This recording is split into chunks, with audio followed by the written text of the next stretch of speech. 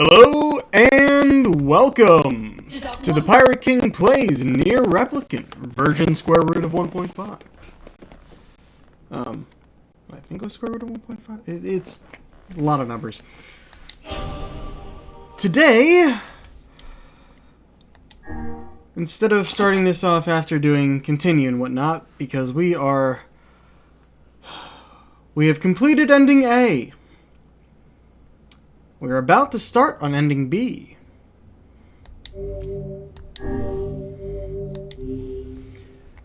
So this should be interesting. The story so far has been quite fascinating, but definitely was missing bits. There's a lot they can fill in or change. They may change things. Whenever I interacted starts with here. Kaine, I was reminded about something from my past. Maybe my mind has been confusing her with my sister this whole time. Anyway.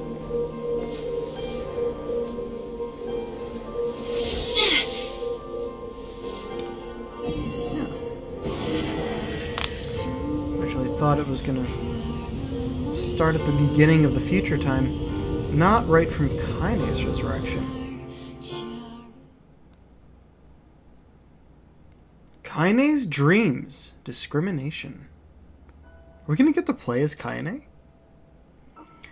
The sound of rain filled the village. The steep cliffs that surrounded the area magnified sound, causing even the slightest drizzle to rattle like a thunderstorm. Thin wisps of smoke streamed from huts as the villagers huddled in their homes and waited out the rain. A single child, however, had braved the downpour and was now wandering slowly toward the wooden, hawk-shaped weather vane at the center of town. The wanderer reached the vane, which had existed for as long as any could remember, and stared. The child's face was simultaneously delicate and fierce, like a teacup that had survived a shipwreck. Those traits combined with pale white skin to give the face an almost sexless quality.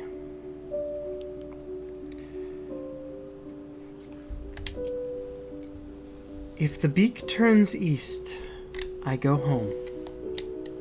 If it stays west, then The child blinked.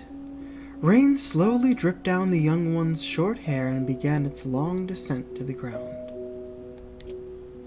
Come on. Come on! The child felt a slight breeze and watched as the vane slowly creaked to life. Spinning this way and that for a moment, it finally settled with the beak pointing firmly towards the east. East? Really? Before the vane could move again, a jagged rock came spinning and tumbling through the air, striking home against the child's head. The force of the blow dropped the child to the ground as a hail of stones began to fall all around. Oh no, they found me. A heartbreaking smile crept across the child's face as the stones continued their assault. Through the rain, the sound of multiple footsteps grew louder before a voice rang out. Yoo-hoo, Kaine! The voice belonged to Demo, the worst of all the bullies in the area. As Kaine struggled to stand, a final stone came skittering through the mud and bounced against her foot. Blood oozed from a cut above her eye and blurred her vision, but she could make out the shapes of Demo and his usual gang of idiots. The boy seemed taken aback for a moment by Kaine's seeming indifference to the blood dripping from her face, but quickly regained his bravado. What's up, freak? You like the rain? Like getting all wet? Or just finally decided to run away from home? Though she knew it was futile, Kaine turned to leave. Before she could get more than a few steps, the other children scrambled to surround her, cruelty burning in their eyes. Kaine knew those were not the only eyes on her. The tormentor's parents watched from the safety of their homes. She was attuned to this sensation. It was one she had experienced many times before.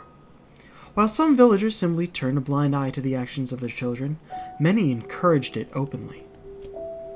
In a society ruled by superstition and fear, Kaine was something to be hated, and if possible, destroyed. "Didn't see you could leave, freak!" Demo's words chewed at her like a worm through an apple. "He can't hurt me, she lied to herself. "Be strong, be brave, he can't hurt me, he can't hurt me, he can't hurt..." "Oh look, little freak is gonna cry! What's wrong? You sad that everyone hates you and wants you dead?" Kaine prayed for the rain to flood down and carry her away from a world that seemed to have no place for her. But if there were gods, they chose to ignore her. As Demo crept ever closer, the clouds began to thin and the rain slowed. "Even the weather hates me. I'm useless. Failure. Wish Demo's rock had taken my head off." Kaine couldn't meet Demo's leering gaze. She lowered her eyes and stared at the muddy ground below. The bully moved forward until he was inches away. She could smell the scent of old meat on his breath. The boy grabbed Kaine's face with thick fingers and yanked it upward. She tried to turn away, but he forced her gaze back and jammed his thumb against her eyelid to pry it open. "Show me!" "No." "Did you just say no?" Demo grinned evilly. "You don't say no to me. No one says no to me." Not even taking his attention from Kaine, he called to his cohorts. "Come on, guys, let's give the freak what she deserves." As soon as Demo finished, kicks and blows began to rain down upon Kaine. Demo paused, still grinning as Kaine curled into a ball and tried to make the pain stop. "I don't get you, freak. Why you acting like a girl for, huh? Everyone knows what you really are." Kaine ignored the question, choosing instead to stare at the weather vane. It continued to point east, as if supremely confident about the future it had chosen for her. Go home? Yeah, that's a funny joke for someone with dead parents and no home to go to. "Freak!" chanted the children. "Freak, freak, freak!" Kaine closed her eyes and listened to the rain, waiting for the pain to start again. As the clutching hands of the village children closed around her, she bent her mind to the sound of the rain, letting it become her world entire. The rain fell, but the pain never came. Only when the laughter of her tormentors turned to terrified cries did she dare open a single blood-caked eye. Kaine was shocked to see Demo sprawled on the ground, holding his head and screaming in pain. She could see blood welling from spaces between his fat, twisted fingers. Oh my god, he's crying! He's actually crying! Deprived of their leader, the other children glanced back and forth between themselves as if waiting for someone to step forward and take charge. When the savior emerged, they began an uneasy shuffle away from Kaine. But the young girl was the least of their concerns. Instead, their attention was rapt on the ancient woman standing a few feet away. After struggling for breath for a moment, she finally spoke in a voice thick with rage. "It's like a bitch, don't it? I suggest you scatter before I throw another one. And if any of you little bastards ever touch my Kaine again, I'll do far worse than throw a rock. You can count on it." The old woman crouched down and gently touched the hand Demo was using to cover the wound. Before he could think to protest, she ground her palm into the wound and twisted back and forth.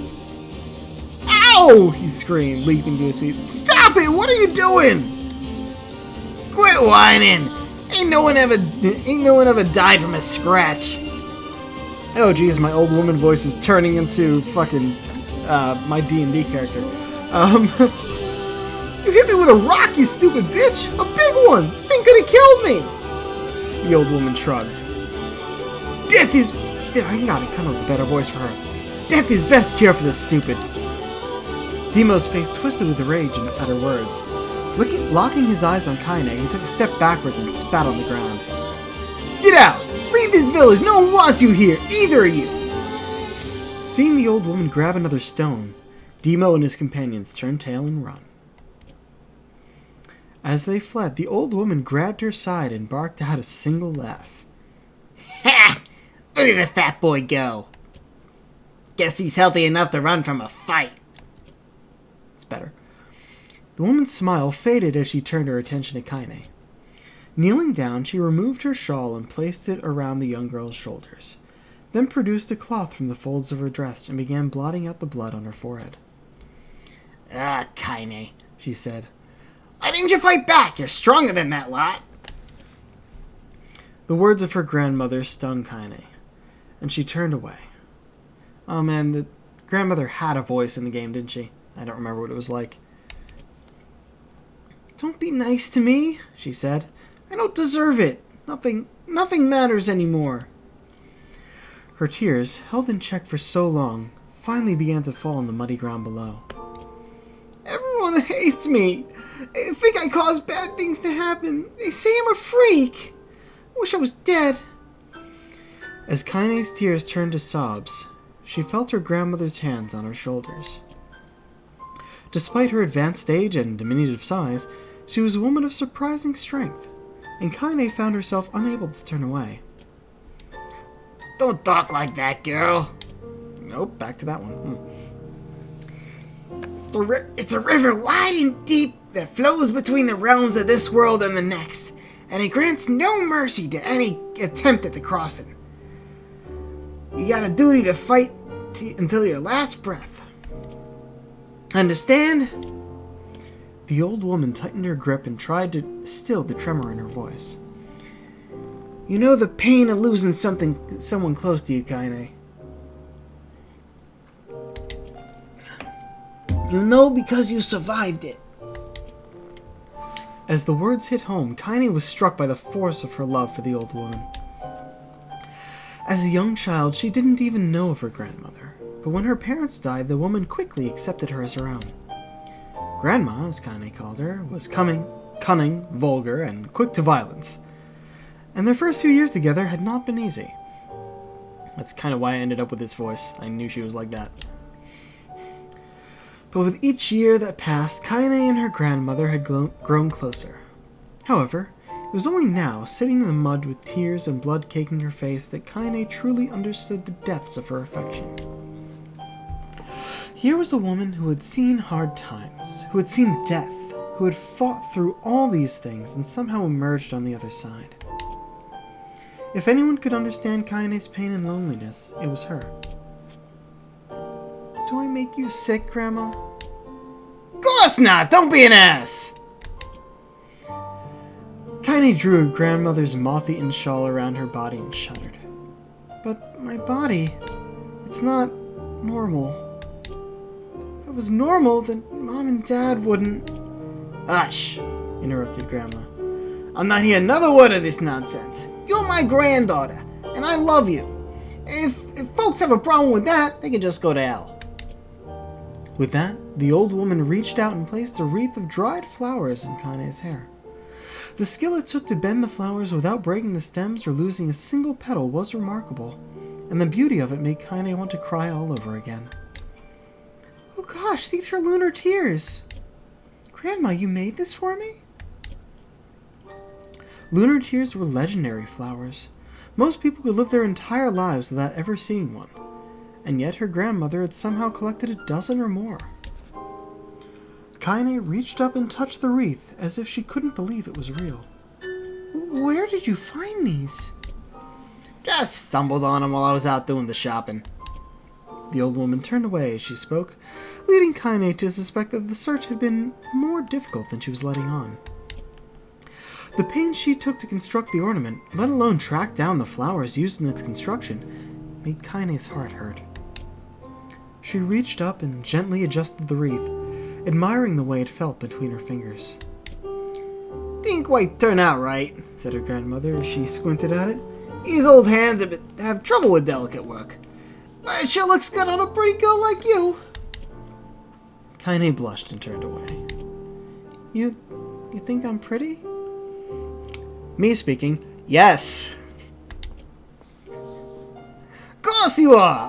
What a fool thing to say. Thank you, Grandma. Her grandmother smiled. We're gonna be fine, you and me. As long as we got each other, we'll be just fine. Kaine took her grandmother's hand in hers, and the two of them struggled to their feet. As they began the long walk home, Kaine gripped the hand with all her might, as if trying to stop smoke from drifting away on the wind. The rain had stopped. Kaine stood beneath the weather vane, watching it spin in lazy circles, no longer caring about the direction it faced when it stopped. I don't need to escape. I have a home now. Grandma loves me, and that's enough. Even if it's us against the world. Kaine let her gaze drift up past the vane and into the cloudy sky. Oh, sorry guys, I'm drinking soda, I guess that's the reason. The last faint hints of a rainbow were slowly fading. As she turned and headed for home, the light scattered into a million particles and vanished, seemingly taken away on the breeze. Kaine's dreams. Daily life. Please tell me it's actually... Damn it! Is this just for reading? Come on! Show me something! Animate! In the distance, Kaine heard the steady sounds of an axe striking wood. The noise had a purposeful quality to it, as if she was hearing a master woodsman go about his work. The firewood being produced, however, was far from a work of art as it could be. Was as far from a work of art as could be. Pieces of every shape and size were being flung about a barren yard with wild abandon. You know what that's like. Anyone trying to stack such wood would probably die of frustration before the job was through. Stupid piece of shit axe! Kaine's grandmother flailed away with the axe, filling the air with both splinters of wood and words that would make the most hardened sailor blush. Grandma! Called Kaine. That you, Kaine? Yelled the old woman, taking her eyes off the wood for a moment. Don't get too close or I might take your goddamn foot off by mistake. She brought the axe down on a piece of wood, sending chips flying in every direction. One spun past Kaine close enough for her to hear the whistle, at which point she decided to step back. Once she'd scuttled to a safe distance, she cupped her hands around her mouth and shouted, Grandma! Do you need help? I can get you water or lunch or a new axe or something. The axe, poised to strike another wobbly blow, paused in midair. The old woman considered her granddaughter's offer for a moment and smiled. Tell you what, since I'm doing such a piss poor job at chopping, why don't you come here and take over so I can go get the water? Shades have been restless lately, and I don't want you running into one of them bastards. Relinquishing her axe, her grandmother picked up a long pole with wooden buckets on either end. Gathering water was by far the more difficult of the two jobs, but Kaine knew better than to complain. Once Grandma's mind was set, there was no changing it. Kaine did her best to help with chores, but Grandma took every task that required travel to the village.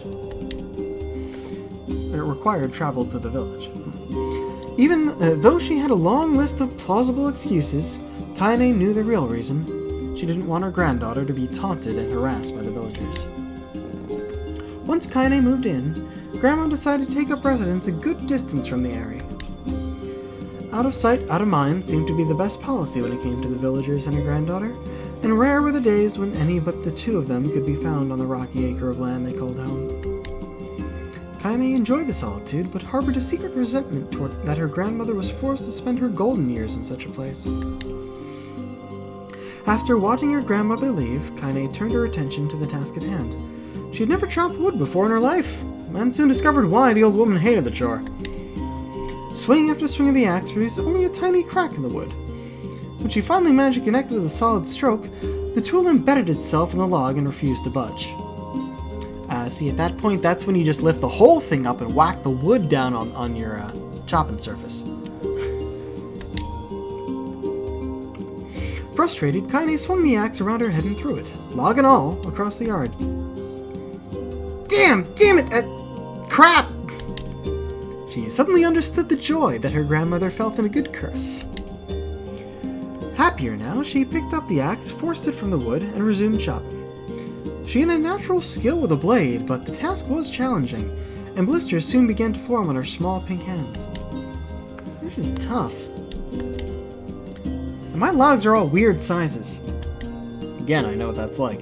I was recently home for Mother's Day, and my brother and I were helping my dad chop wood. So this is striking a bit close to home, pardon the pun.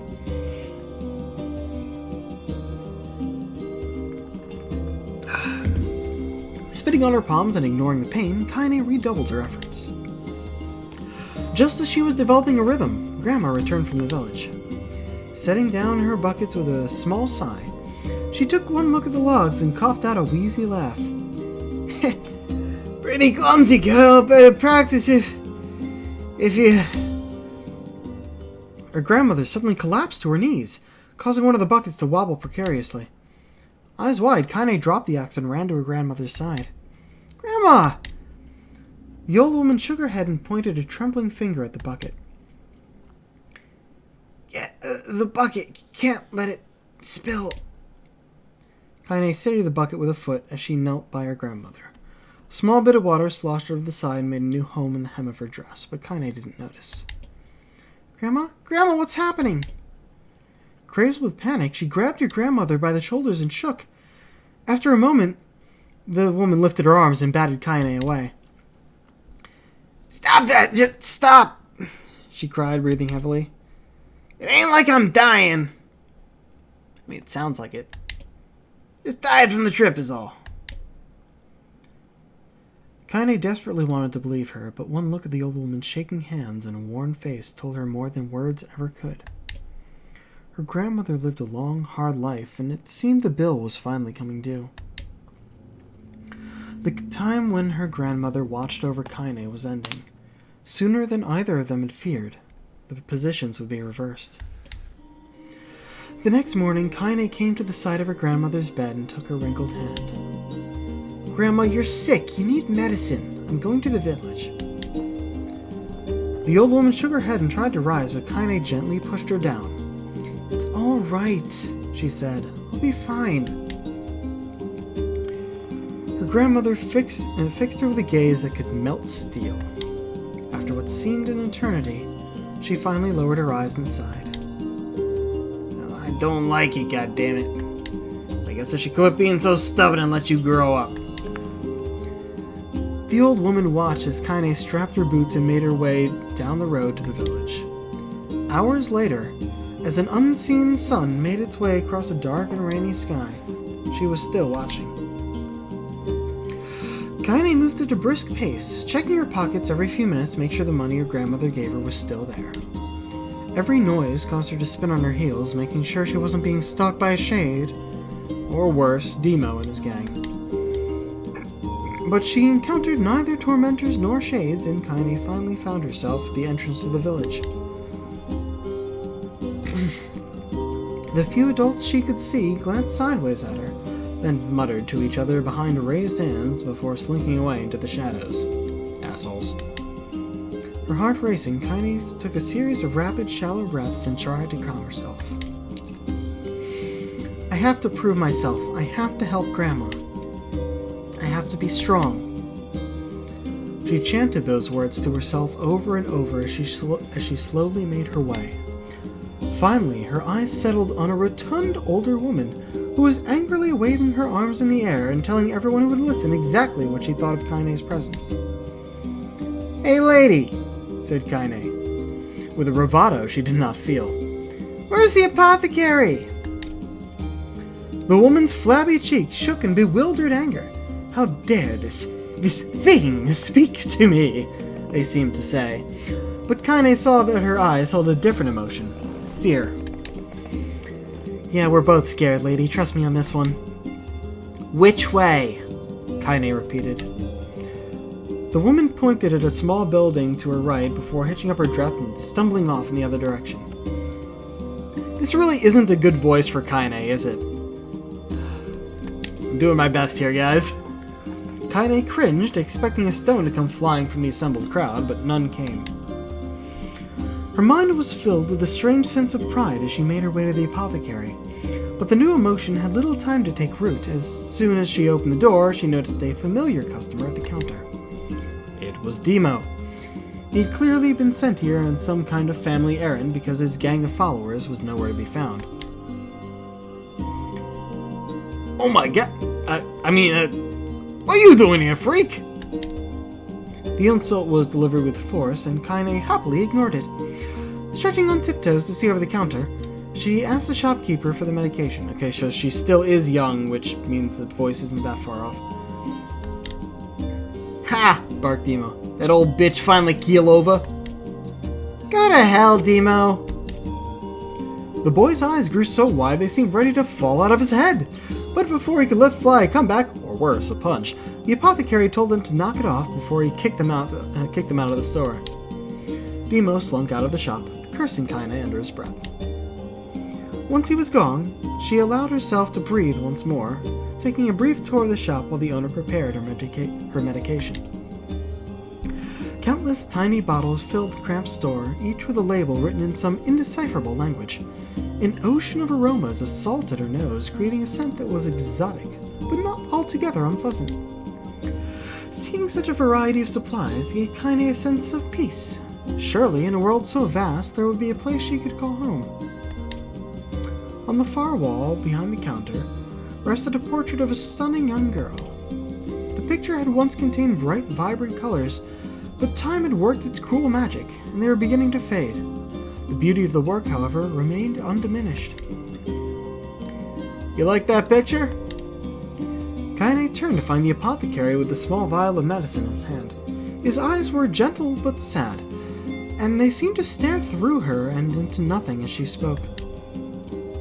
That's my daughter. I sketched it when she was just a little girl. She's been dead a long time now. Kaine didn't know how to respond. She just stared at the portrait and tried to come up with the right words. Pictures are wonderful things, continued the shopkeeper. They let the ones closest to you live on forever. He shook his head slightly, then looked down at Kaine and smiled. Handing her the medicine, he reached into his sizable green apron and produced a handful of old wax crayons. You should have these. There's no one left that I wish to draw. Kaine took an instinctive step back, causing the shopkeeper's face to darken. Yes, I've heard the rumors about you, he said. It's a small village, word travels quickly. Between you and me, I'm not sure which of them to believe, but I also don't think they matter much. I know your grandmother, Kali, and I think the way she was driven out of this town is just deplorable. Grandma's name is Kali? Thought Kaine suddenly. She was still mulling the new fact over in her mind as she reached out and gently took the crayons from the apothecary's hands. Your grandmother's an old friend of mine, he said as Kaine scooted away yet again, and I owe her much. I wager she would like it if you drew a picture of her. Yes, I think she would like that very much. Kaine murmured a quiet agreement, but inside her heart was bursting. Never before had a villager treated her with anything but complete contempt. It was a tiny, almost imperceptible step, but it was a step nonetheless. And with enough tiny steps, she might one day discover the rest of the world. When Kaine returned home, she found her grandmother asleep in her bed. Her feet were blackened and raw, even bleeding a bit in places, leading Kaine to think she had been pacing around the room until exhaustion finally caught up with her. She placed the medicine by her grandmother's pillow, and turned to leave, but found the old woman's hand clasped around her arm. Back already, are you? Asked her grandmother with a yawn. Come here, let me have a look at you. Grandma sat up and examined Kaine from head to toe. Finally satisfied that nothing terrible had befallen her grandchild, she leaned back and allowed herself to relax. Well, how was it? Those bastards give you any trouble? It was kind of fun, said Kaine with a small smile. Seriously, it was. Fun, eh? Asked her grandmother in a voice which implied she believed anything but. Uh-huh. So anytime you need me to run an errand, just let me know. As she spoke, Kaine removed the crayons from her pocket. After a brief explanation of their source, she informed her grandmother that she was going to sketch her portrait. Portrait of me? Ridiculous. No one wants to stare at a wrinkled old crone. But Grandma, it will make you live forever. Oh, shit, said her grandmother, throwing back the sheet off from her bed. Living forever would just piss me off. I'll put those crayons away and open dinner. But Kaine would not relent, and in the end, Grandma found herself leaning against the wall of their house as if posing for a master artist. Kaine took up the crayons, eyed her subject carefully, and set to work. Just as her grandma was about to nod off, Kaine finished the piece. After staring at it for a bit, she released it from her grip and let it slowly drift to the floor. It's terrible. It doesn't look like you at all. I'm sorry, Grandma. I thought these crayons would, make drawing easy or something. The old woman's eyes narrowed at her granddaughter's disappointment. Let me be the judge of that, she said, ignoring the pain in her back and reaching for the paper. The sketch could have been a person's face. It also could have been a boulder, a lump of clay, or an incredibly misshapen loaf of bread, all rendered in a chaotic array of colors. The old woman stared at the picture for a long time, and slowly wheezed out a laugh. Oh, Kaine, she said between laughter. You're truly on my blood. You're as clumsy as me, and I love it. But, gosh, won't hear any more bull about how ugly you think it is. Give him the heart, and I'll treasure it always. True to her word, the old woman gave the picture a place of honor above the kitchen table. In the days that followed, Kaine would often catch her staring at the portrait with a strange smile on her face, an action she interpreted as silent, mocking laughter. A week later, Kaine could stand it no more and asked her grandmother to take the artwork down. Bosh! Said the old woman. I'll take it down when they roll me in my shroud. She pondered this for a bit, but then turned to Kaine and dropped to one knee. Listen to me, girl. Seeing this picture makes me happy in a way I've never felt before. And it makes me want to go on so that someday you can feel the same happiness. It was a moment that burned itself into Kaine's memory. A blend of pride and love and joy that came together to form a lifelong remembrance. She swore to never forget this moment, to never forget the old woman who had made her place in the world possible.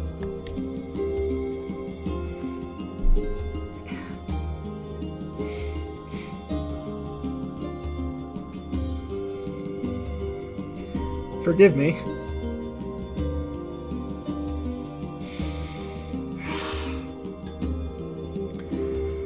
Time moves on. People and memories move in and out of a life like ghosts passing through a hall. But this moment will be different, Kaine swore, because I will remember it forever. Forever.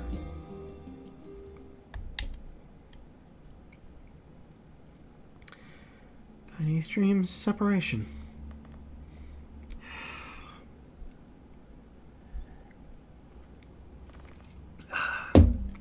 Give me a moment. Jeez, I was actually hoping at least for some new cutscenes and not just reading this whole time, but damn. At least it's well written.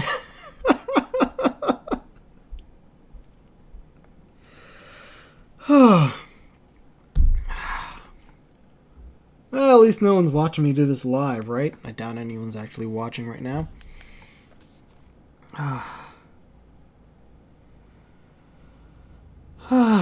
Okay. Go away.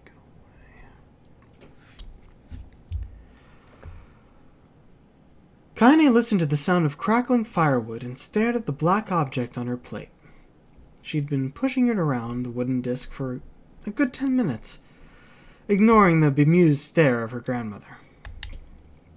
Finally, she summoned her courage and gave the object a brief sniff.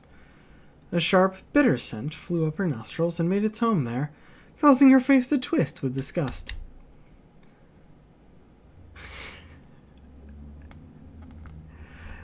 Grandma, I can't believe you want me to eat a bug. The old woman threw some wood under the cooking pot and snorted. It's no bug, you fool girl. It's a berry. How would I be feeding you bugs? Yeah, well, it sure looks like a bug, said Kaine. And I think it's burnt or something, because it smells terrible. With that, Kaine held her nose and threw the berry in her mouth, chewing as little as possible. Oh yeah, that's terrible. Oh, is that her? Oh yeah, that's terrible, alright. Why, you little brat, laughed the old woman.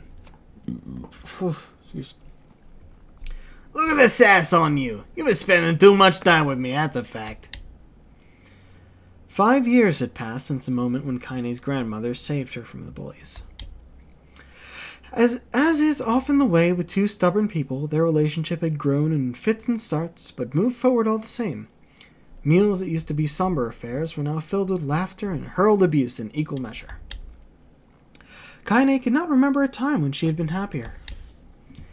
As the years went by, Kaine started to shoulder more and more of the daily responsibilities. Her grandmother's legs grew weaker by the day, and she could no longer do many of the chores she used to take for granted. And so this morning found Kaine lacing up her work boots, with a breakfast of burned berry rolling through her belly. "Where are you going today?" asked Grandma suddenly. Kaine looked up, surprised. The old woman rarely asked for specifics anymore. "Well, I was gonna check out the kelma trees and see if they were ripe. Thought we could make some jam or something. Oh, and I'm gonna pick up some flagstones, so I need to take the wheelbarrow." "Flagstones? What the hell for?" Kaine stared at her grandmother, then held out an arm and swept it around their home. Constructed mostly of cloth, rope, and rubble, the place sagged like a boxer in the final round. "Grandma, a dying cat could chew through this house. I'm going to build a stone wall so we have some protection." The old woman laughed, exposing her toothless grin to the world. "God damn, kid, if a bunch of thieves want to ransack this old place, let them come. We got nothing worth stealing anyway." "Not worried about thieves, I'm worried about shades. People saw one west of the village yesterday." The old woman tilted her head and stared at her granddaughter. "Well, shoot, I don't know why I have to do it today. We can worry about it some other..." "Grandma, no. If I don't go to the kelma trees, we won't eat tonight. You know that." A confused expression passed the old woman's face, and for a moment she was a small child lost at a carnival. "Yeah," she said after... Oh, I didn't mean to skip that. Oh well. She didn't finish the thought, instead of walking over to her nightstand and gently taking the wreath of lunar tears from the drawer. The flower's petals had aged to a brilliant whiteness, and Kaine thought it was more beautiful now than the day she first received it. "You're gonna be a true woman soon," Grandma said as she placed the flowers in the girl's hair. "So that means less chat about shades and building defensive walls, and more talk about how beautiful you'll become." Annoyed, Kaine reached up to remove the garland, but the look on her grandmother's face stopped her hand. "You're a beautiful thing," said the old woman. "There ain't another like you in all the world. I'm very proud of you." "Okay, Grandma, it's enough goddamn compliments for one day." "Such a mouth on you! Where'd that come from?" "Gee, I wonder." "I'll teach you to sass me, girl," yelled Grandma. Suddenly she lurched forward and grabbed Kaine by the ears, pulling her around the room with the craziest grin on her face. "Grandma!" yelled Kaine in a quaking voice. "Grandma, stop it! What the hell?" The old woman stared at her and blinked, and slowly held her wrinkled hands out as if it were the first time she had ever seen them. I don't know what happened there," Sorry, girl. I guess sometimes my mind just... Kaine thought the look on her grandmother's face was the most heartbreaking thing she had ever seen. Listen, maybe I should stay home after all. No, I won't have you stay here and just keep an eye on an old codger like me. You go get your fruit and your wall and whatnot. I'll be fine. And when you come back, I'll have a nice grasshopper dinner waiting for you. Kaine rolled her eyes and kissed her grandmother on the forehead and made ready to depart, trying desperately to ignore the worry that was gnawing at the walls of her heart. Kaine could feel the old woman's eyes watching her as she moved down the path. Don't turn around, she told herself, but in the end the temptation was too great. She spun on her heel for one final look and saw a small, bent woman standing in front of a ramshackle hut with a sad expression on her face. God, she looks so old now. It's like the wind could reach down and carry her away. Kaine worried about her grandmother all day, causing her work to suffer. What little fruit she could collect was tossed carelessly into the wheelbarrow, and she only found a couple of stones before losing interest in the project. Finally, as dusk approached, she decided to call it a day. Cursing herself for the lack of focus, Kaine pushed the nearly empty wheelbarrow back down the path. As she crested the final hill, she suddenly froze in place. The wheelbarrow fell from her fingers and collapsed on its side, sending a few pieces of wrinkled brown fruit rolling back down the hill. Her gaze was transfixed by a thick black cloud that hovered just ahead. Tracing its path with a finger, Kaine suddenly felt her stomach knot in on itself. Oh gods, no! Her grandmother's house was ablaze, the flames licking up as it tried to touch the sky itself. Grandma! Grandma! Kaine ran then, faster than she had ever moved in her life. Once she tripped on a stone and went sprawling on the rocky ground, but she leapt to her feet and continued running, unmindful of the blood that spilled from her wounded hands and knees. As she got closer and closer, Kaine's mind began to race in time with her footfalls. It's too dark. It's too dark. It's not just fire. Can't be fire. Too much smoke. Gotta save her. Gotta save her. She burst into the front yard and came to a sudden halt, her worst suspicions confirmed as smoke from the fire was mingling with the thick, inky blackness of an enormous shade. The massive creature supported itself on 3 twisted feet, achieved balance through means of a large armored tail. Scales, horns, and claws sprouted from its body in a random chaotic pattern, giving it the appearance of a lizard designed by some insane god. Seeing Kaine, it let out a roar and flicked its tail, sending small whirlwinds spinning around the yard. For a moment, the creature retreated into a shimmering inky blackness, as if her mind was unable to comprehend that such a thing could actually exist. But then the smell hit her, a blend of rotted meat and excrement, and the horror became real once more. The creature bellowed again, and this time Kaine responded with a scream of her own. "Alright, you bastard," she thought as her scream echoed off the high cliffs around them. "It's you or me. Let's go." The shade eyed Kaine with bemused interest. Then it began looking from her to the house and back again, as if urging her to look at the destruction that so gleefully wrought. With dread building in her heart, Kaine glanced toward the house. Through smoke and flame, she spotted a small figure struggling to escape the ruins. "Grandma!" At the sound of her voice, the old woman began waving frantically. "She's alive!" thought Kaine. "Alive!" Kaine's legs sprang to life as she raced across the yard toward the flaming wreckage of the house. Before she could advance more than a few steps, the shade opened its mouth and let out a roar powerful enough to uproot trees and send them flying. The blast sent Kaine tumbling through the air before smashing her against the rocky earth. Stars danced in front of her eyes as she tried to remember how her legs worked. Get up! Get up! Get up! Get up! Get up! Get up now! As Kaine struggled to her feet, the shade stomped toward the house and pinned her grandmother to the ground with the tip of a claw. The old woman struggled to remove the claw from her stomach, but she might as well have been pushing a mountain. She coughed briefly, sending a small spray of blood into the air, then collapsed to the ground, her energy spent. Kaine lurched to her feet, only to fall back into earth with a gasp. Her ankles were on fire. One or both of them were surely broken. Ignoring the pain that screamed through her body, she began dragging herself across the ground, leaving a drunken trail of dust and blood in her wake. "Grandma! Hold on! Just a little longer!" Her grandmother's face was turning blue, her eyes rolling back until only the whites were exposed. Kaine pulled herself across the ground with maddening slowness, the distance seeming to increase with every second that passed. The shade glanced between the two women and flicked out its tongue, its giant mouth turning up at the corners.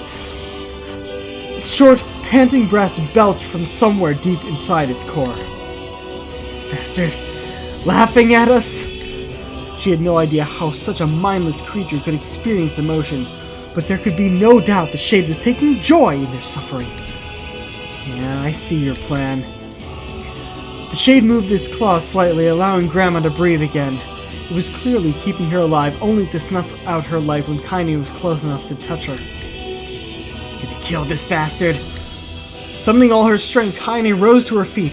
There was a sickening snap from her right ankle as the foot twisted backward, but she forced it from her mind and began to hobble towards the monster. Pulling a small knife from a pouch at her waist, she leapt on the foot that pinned her grandmother and plunged the weapon deep. "Give her back!" she screamed. "Give her back to me!" It was like stabbing a rock. After a few swipes, the knife broke at the hilt with a dull snap. The shade panted laughter again, then raised its tail and sent it rushing through the air toward the young girl that was latched onto its foot. Kaine never had a chance. The tail struck her square in the chest and sent her crashing into the burning wreckage of the home. As she lay on the ground with blood pouring from multiple wounds, a small, weak voice spoke up. "Kaine!" Kaine's vision blurred, but she forced herself to focus on the sound. Finally, her eyes cleared enough for her to make out her grandmother's hands reaching out to her through the smoke. "Grandma! Kaine, you gotta run! You can't pass this one!" Kaine grabbed the hands and held on with all her strength. "Grandma, come on, we have to go!" The old woman coughed loudly. One of her hands, slick with blood, slipped from Kaine's grasp and thumped to the ground below. "Grandma, no! No! I said run, goddammit! You have to live! You get through!" The thought would stay forever unfinished. Before she could say another word, the shade's clawed foot descended, smashing through the remains of the roof and down upon the shattered figure of the old woman. Blood oozed from gaps in the creature's toes as the terrible, putrid smell assaulted Kaine's nose once again. She stared at the foot, dumbfounded, convinced that what she was seeing could not possibly be real. The creature finally lifted its appendage. All that remained underneath was a twisted, unrecognizable mass of rubble and red. Her grandmother was gone. Kaine blinked, trying to feel the hands which had been in hers but just a moment before. For a fleeting instant she could remember the warmth of that embrace, the trembling of the fingers, but then the sensation drifted away on the breeze and was gone. Memories flashed through Kaine's mind one after the other, faster and faster, until they became a meaningless jangle of noise. Kaine screamed then, a thunderous sound that echoed off the cliffs and seemed to roll away forever. The shade eased forward, black ichor pouring from its mouth and dissolving into smoke on the ground below. The earth shook with every step as it crept toward its prey. Kaine's body slowly rose as if controlled by a mad puppet master. Her arms and legs were bent at impossible angles, her head lolled dangerously to the side. Yet somehow, she managed to stand. Staring at the shade, her eyes began to glow with a deep red fire. The creature, so confident just moments before, took a slow, hesitant step backwards, trying to discern if this broken human could possibly pose a threat.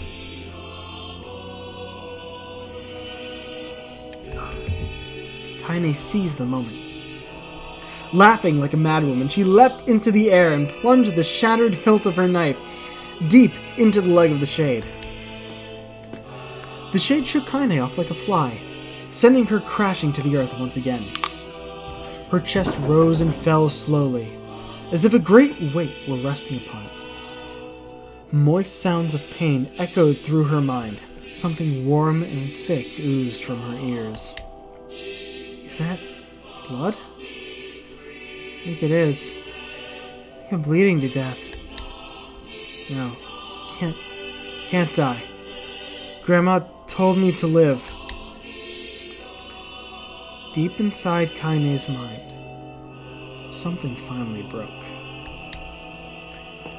The sound, the pain, the smoke and flames, all of it faded away until all that remained was a single incantation repeated over and over again. Kill it. Kill it. Kill it. Kill it, kill it, kill it, kill it, kill it, kill it, kill it, kill it, kill it, kill it, kill it, kill it, kill it. I'm not reading all of that. Kill it now! As a spark that was Kaine slowly began to flicker and die, she felt her desire to kill and her desire to live blend into one. The distance between heartbeats grew longer and longer and longer.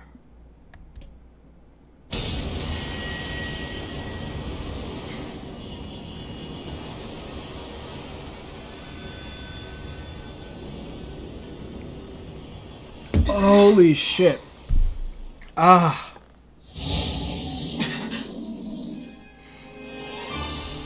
The beast approaches. We start with this fight.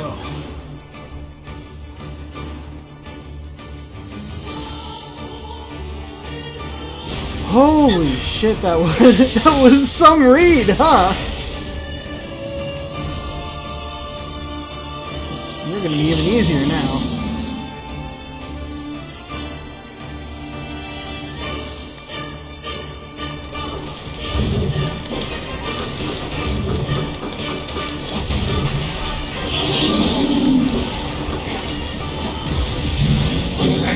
Creature must have. How could it even survive these past 5 years? Not gonna let this happen again. It dies today. My sword feels lighter. It's not the blade, but the skill of the user. Strike it down.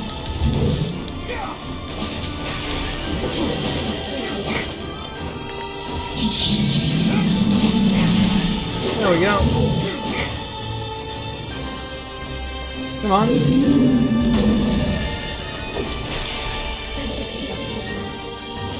Wouldn't let me do that hit.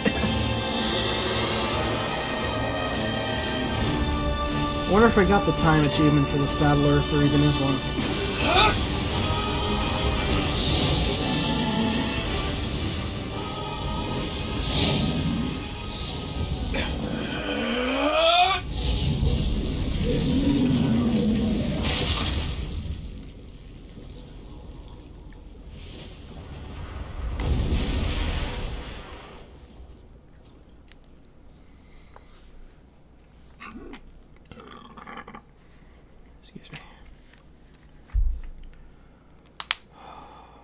Welcome back, Kaine. Once again. Or not. Oh man, am I reading more? God damn it. I'm real glad that I'm gonna have a recording of these, but holy shit, this is so much. Just voice a goddamn cutscene, please. Gently. Weakly. Softly. The shade, sure that its tormentor was dead, turned and stomped off towards the horizon, stopping along the way to bellow one final roar. Couldn't kill it. Shamed beyond imagining, Kaine tried to turn her head to the side, but only succeeded in coughing up a huge gout of blood. It was getting difficult to see, and only after a moment of fierce concentration did she realize that her left eye was gone. Laughing to herself, she turned her remaining eye to the ruins of her home and noticed a ragged stump of an arm resting a few feet away. "Yeah, that's mine," she thought with a mad giggle. "This is gonna make clapping a real bitch." "Ha!" cried a sudden voice from the depths of her mind. Wait, whose voice would that be? Probably Demo. "Finally gonna die, are ya? Well, you had it coming!" "Go to hell, Demo," she thought at the unseen assailant. "Go to hell before I pluck your eyes out and feed them to a dog." The voice of her childhood terror evaporated into smoke, only to replace by another, more recent voice.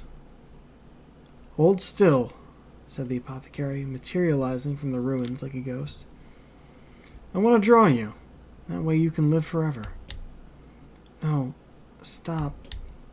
Don't want to live forever. Want to die right here." "I see," he said quietly. "Well, if it's what you want." The spectral shopkeeper fluttered in and out of existence for a moment, then produced a piece of paper and sketched quickly. After a few seconds, he turned the page to Kaine and smiled. "Since you rejected my offer, I decided to draw someone else." It was a picture of her grandmother, real as life. Kaine opened her mouth to thank the man, but stopped as the picture began to blacken in the middle. Before she could say anything, dozens of multi-legged insects began to swarm across the image, tearing at it with sharpened pincers. "No, stop! Don't hurt that picture!" Kaine reached out with her remaining arm and waved futilely at the air. To her surprise, the insects fell off the picture and to the ground below, where they vanished into tiny black tendrils of smoke. Relieved, Kaine turned her good eye back to the picture, only to open her mouth in a silent scream. The sketch now showed her grandmother as she truly was, a smashed, unrecognizable lump of nothing. The apothecary smiled, then broke into a jolly dance. "See that?" he cried as he danced a jig. "It's perfect now! She looks just like you! Ha ha ha! Cha cha cha cha! Ha cha cha cha cha!" "I look like that? Oh God, I'm gonna die. I'm gonna die."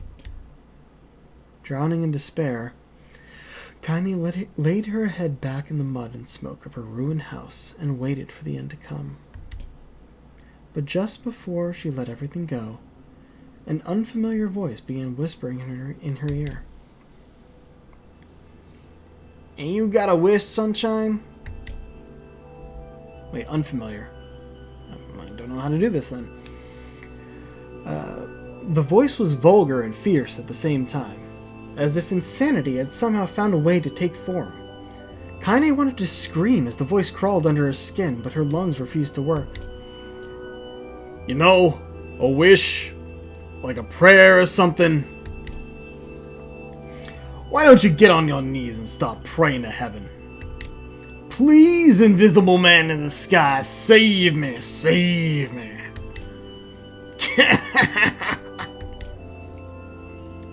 Kaine finally resorted to shouting at the voice with her mind. "I don't make wishes. They don't come true for me. I'm a curse, a freak. I should be left to die."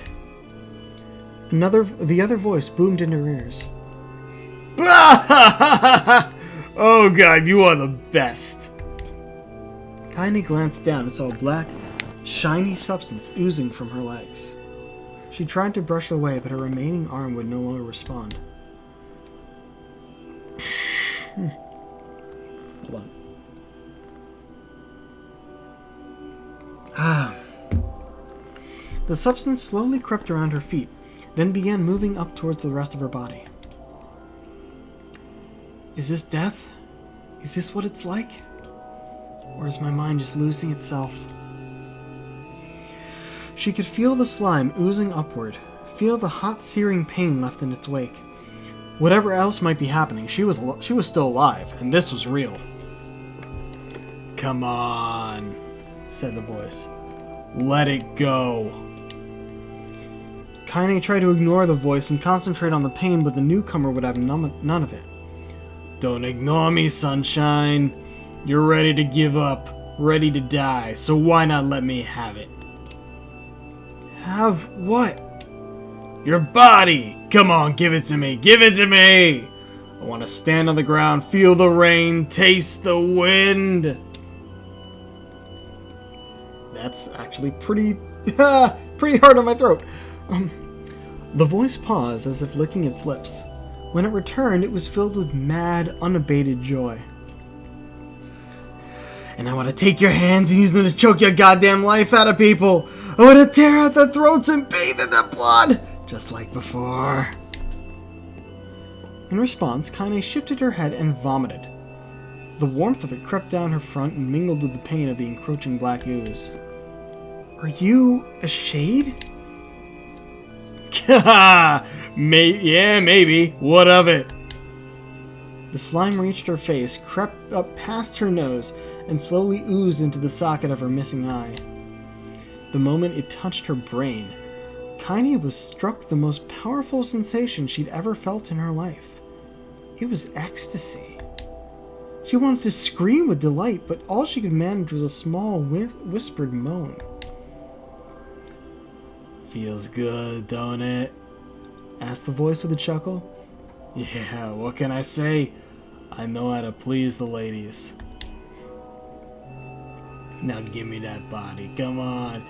Give me the body and I'll give you more of this feeling. It's a fair trade.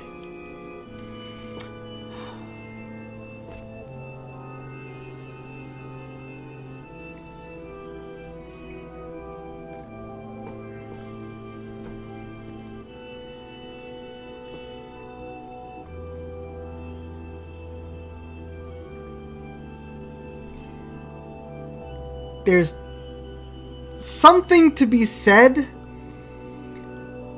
about giving someone pleasure with nothing but her own brain.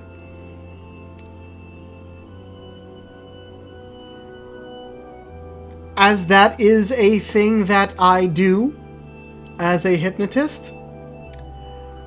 This, however, different in content,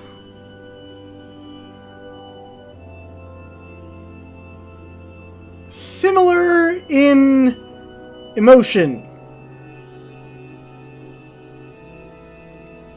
I have no idea if I chose the right words for that, but I hope you understand what I mean.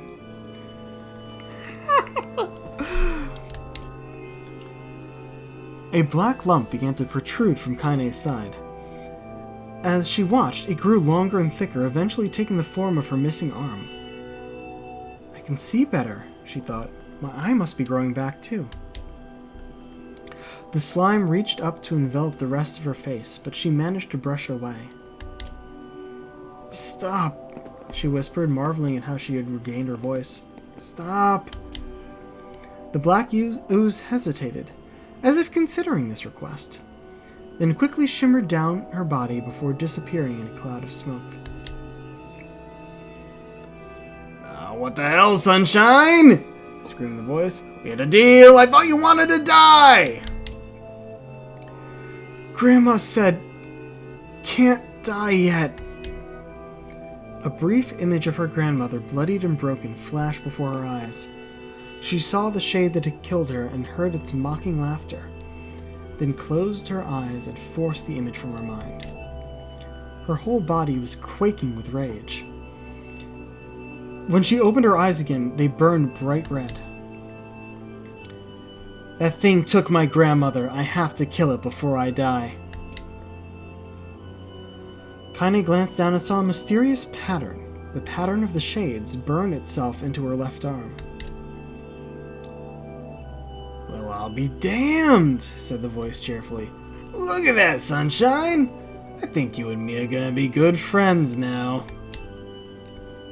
Kaine stared intently at her arm. The more emotional she felt, the more the letters seemed ready to puncture her skin and begin infecting the rest of her body.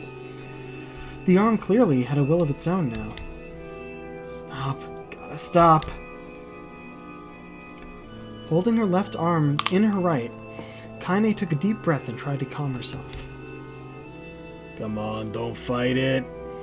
Hate's my favorite dish and I'm hungry.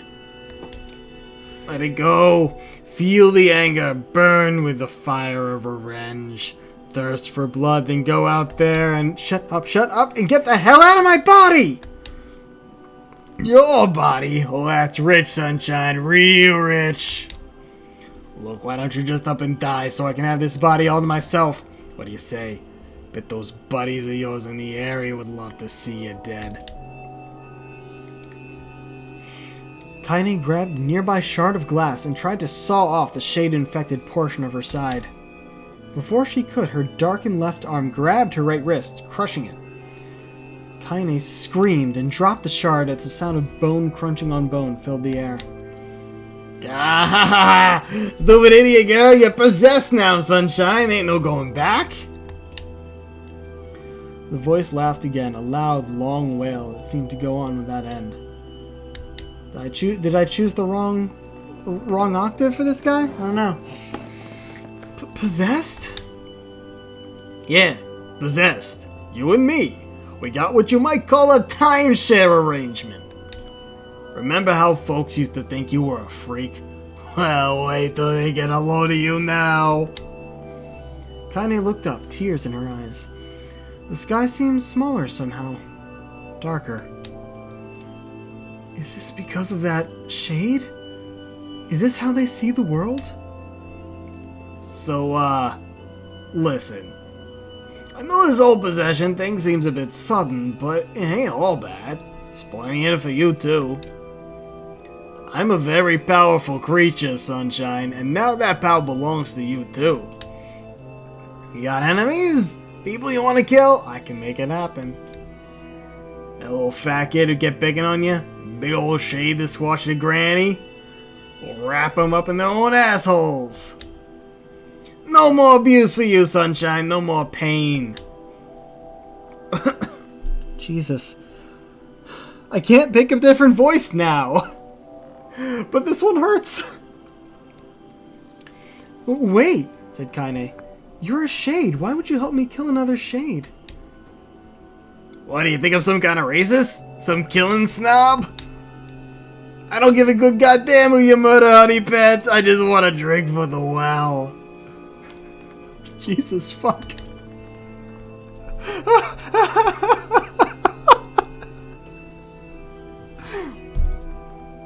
Kaine considered this as she struggled to her feet, the power of the shade coursing through her. The smoke from her house was drifting away with the wind, and she enjoyed the way the cool evening breeze felt on her new left arm. After a long pause, the voice spoke up again.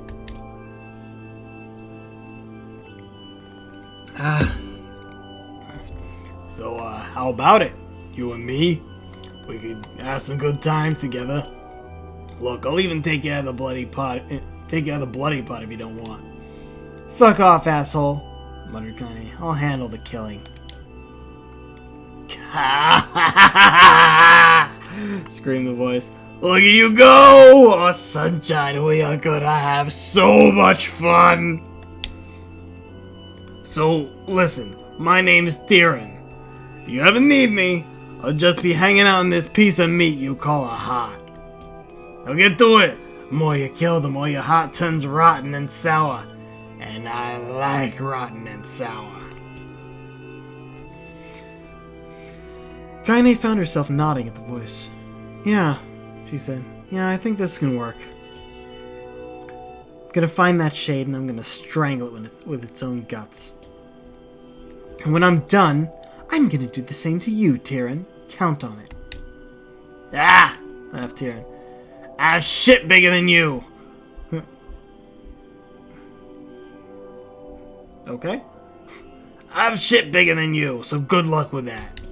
Oh, and hey, one more thing. Right now, you and me are sharing this body, but if you ever run out of hate, if you ever, go soft, then I'm gonna take over everything. So keep on killing, Sunshine, and watch your back. The voice grew fainter and gradually faded away. fading to somewhere deep inside Kaine herself. Kaine waited until she was sure the voice was gone, then waved her new left arm around a few times. It feels perfectly normal, she thought. It feels like mine. Desperately, she began poking and prodding at the new limb, determined to find something wrong with it. She didn't want it to feel normal. That would mean the creature inside her had already won. I'm not a shade. I am Kaine. Repeating this mantra in her mind, she slowly began digging through the rubble of her house, being careful to ignore a certain red-stained spot in the floor, in the corner. After what seemed like an eternity of heartbreaking work, she found what she was looking for. It was the wreath of lunar tears. Though it had been through hell and back, the garland's petals were as bright as ever. Kaine started to place it in her hair, then slowly lowered the wreath and stared at it. I'm sorry, Grandma. I'm so sorry. But I don't deserve to wear this anymore.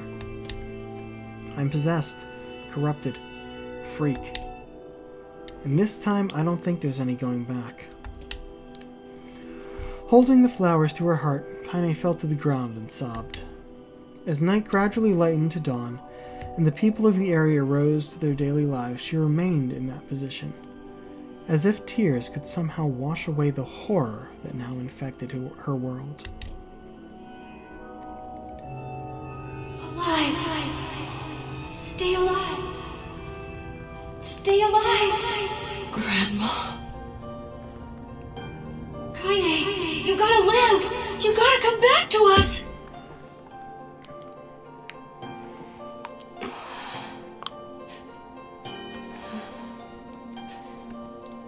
And we're back to this. Oh, hey.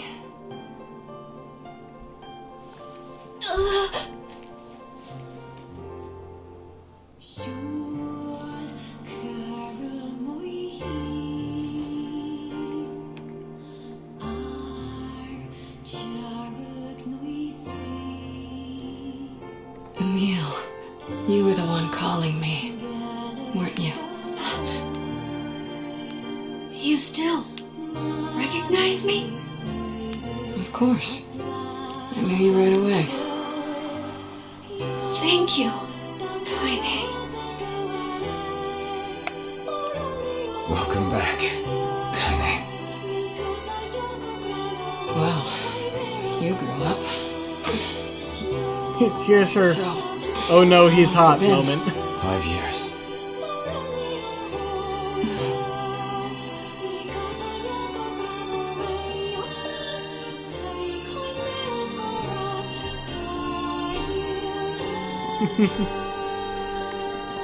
shit. That's a long time. Hold on a second, guys. I just realized something's off. That's better. Any luck with Yona? We are still no closer to finding her. We need a way to locate the Shadow Lord. By the way, this is for you. Is that a lunar tear? It's not as good as your grandmother's, but I tried. No, it's great. Thank you. And this is why this game needs to be played multiple times to get all the story. Kaine waking from her long petrified That sleep. hits so much differently now. Emil's unflagging kindness. Our reunion was a happy one, and we let it wash over us like rain. That is, until Devila and Popola had to go and ruin it all.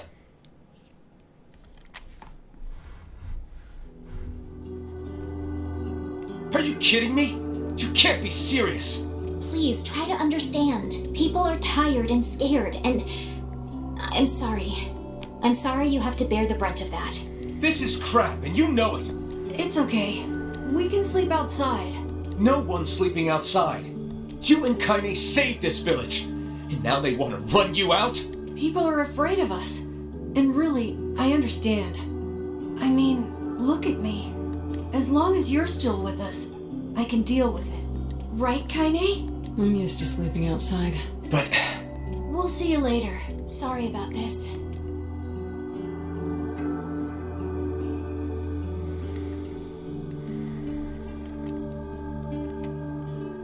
What is the matter? Kaine always sleeps outside. I never thought about that until just now. Never even occurred to me. Damn it. We should turn in.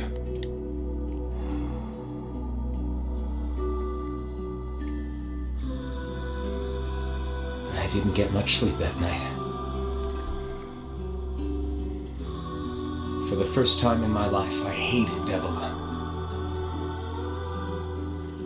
For the first time in my life, I doubted Popola. But those feelings are pointless in the end. They said and did what they did for the sake of the village. To protect it from the horror of the Shades.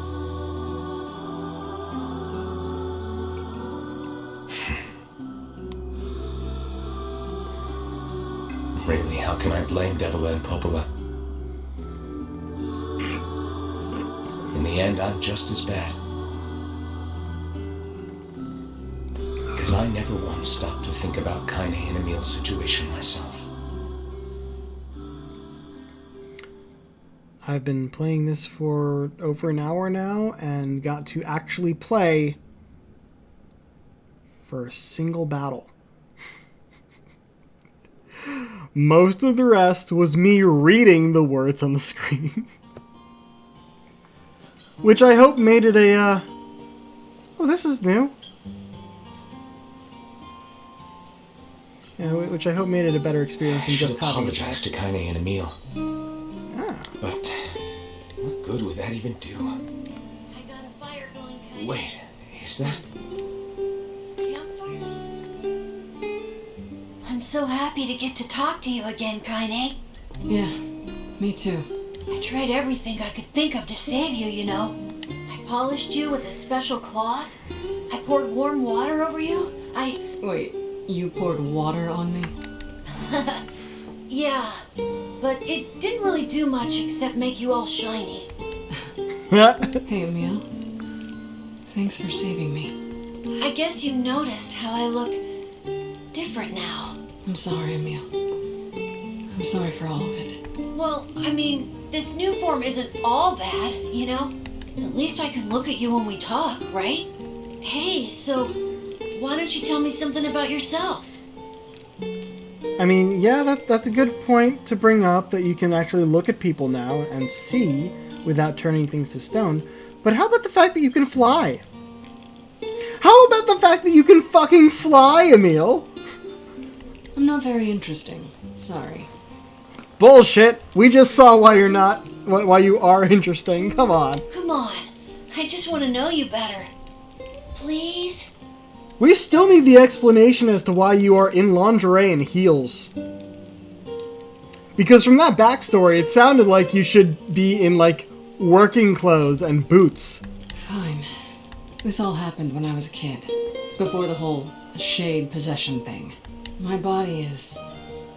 different. And when the villagers found out about it, they started treating me like a freak. But one person, my grandmother, accepted me just as I was. No matter how bad things got, she gave me the strength to keep going. She's really special to you, huh? Yeah. Oh, hey! That gives me an idea. Since we cured your petrification, we should start looking for a way to cure your possession in my body. I know we can do it if we all work together. Heck, it'll probably be super easy. Let me guess. More warm water? Okay. Can we just forget I told you about that?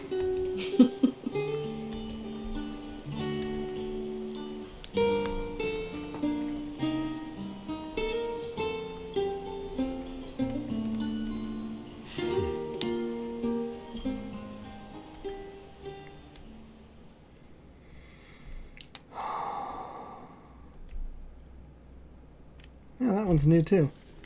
Asked Devil if hooch tastes good, and she says they're the best thing in the world. Can have some together when I'm grown up. Sleep well? Sure. See, this is And where yet your red originally eyes tell a different tale. Don't be so hard on yourself, lad. I need to go see Devila and Popola. Very well. Huh. Cold moonflower seed. Gosh, nothing up here? Nothing up here. But I know there's something else new here. What might that be? It's Mom's diary. I have not heard you speak much about your mother. She got the black scrawl and died when I was little. My apologies for bringing it up.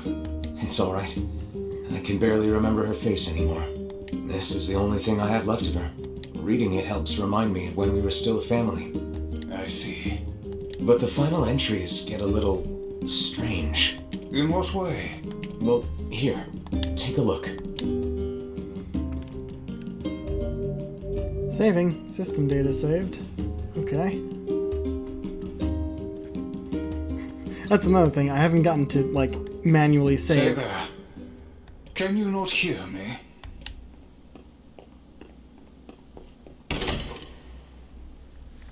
Why are you standing about like a slack-jawed ninny?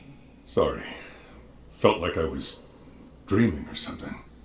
Sleeping on one's feet is quite the talent indeed. Come now, there's the door. Right. Let's go. Whoomst!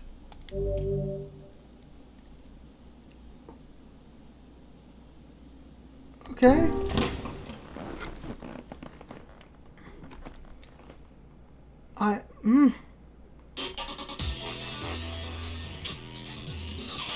This is the world of the recycled vessel, created to avoid the destruction of all. Oh, shit.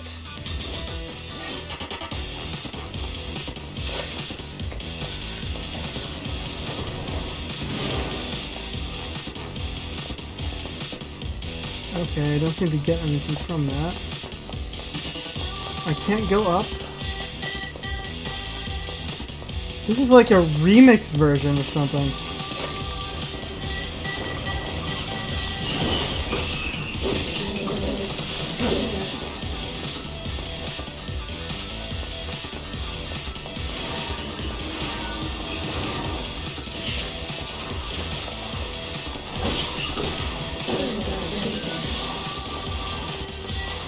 But also, what is with this form?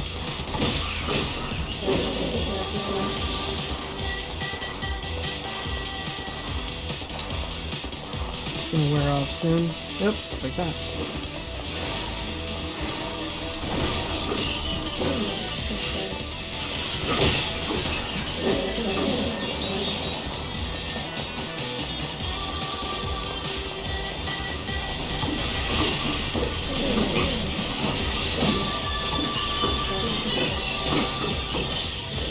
I was not expecting this to be a level.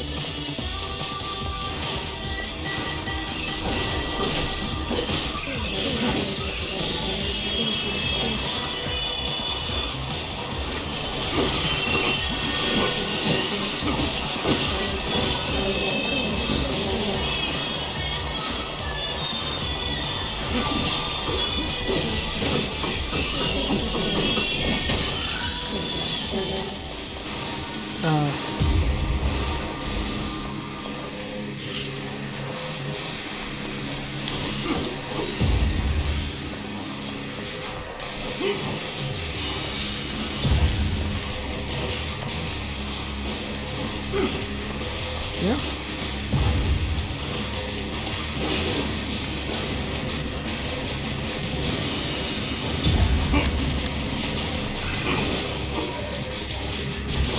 I'm not getting any items from these guys, nor am I... Oh! Missing one times 3. Okay. I didn't even check my items while I was in there. The Black Scroll. A Lost Destiny. A White Book. A False Truth.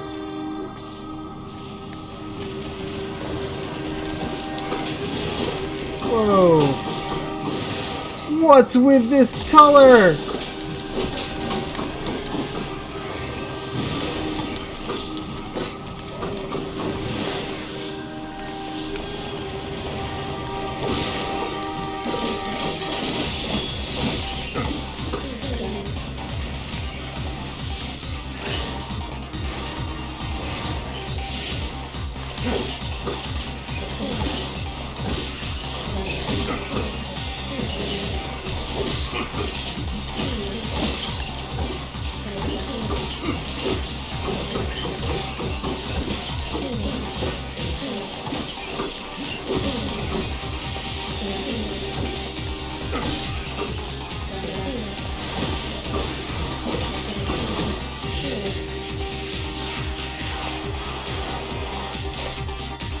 Oh, is it?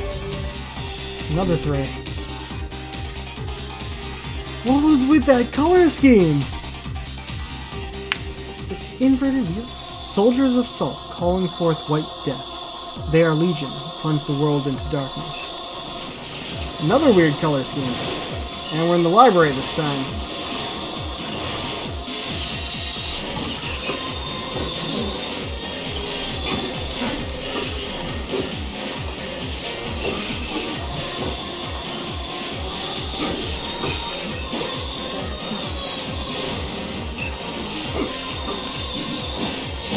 Stop. Whoa.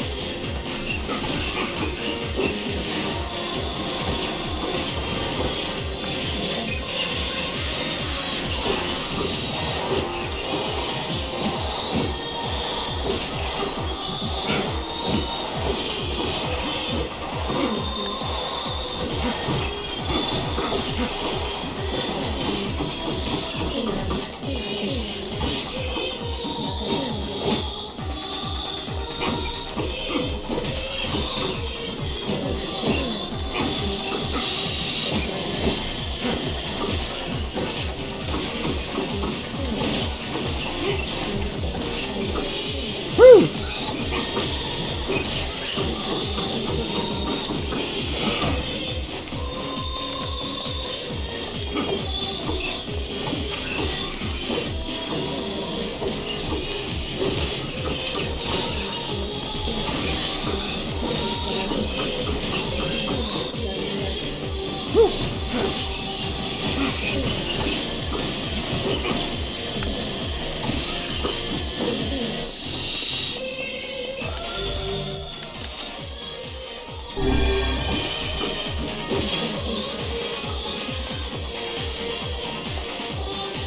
Oh, that was it. Came the one-handed sword, Fool's Embrace. Cool. If this is going to keep going, if this is how I get all the Fool's stuff, the dragon's corpse brought death to the world, delivering unto it the power of magic. The Fool stuff is DLC weapons that are supposed to be best in the game, I think. Alright, we're in the shrine now, and the lighting is, again, very weird.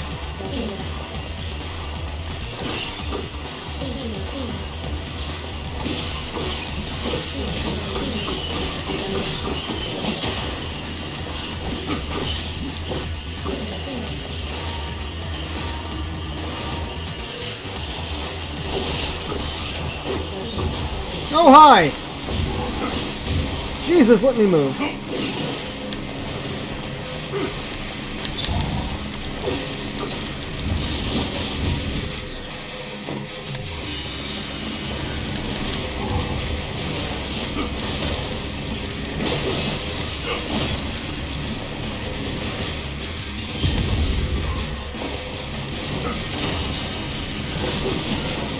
There we go.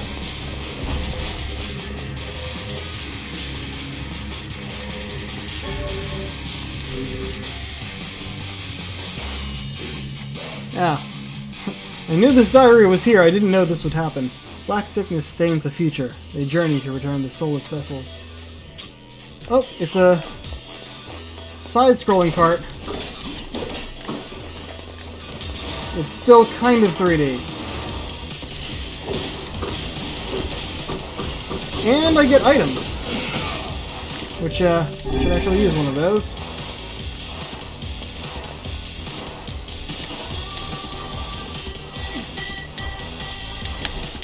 No!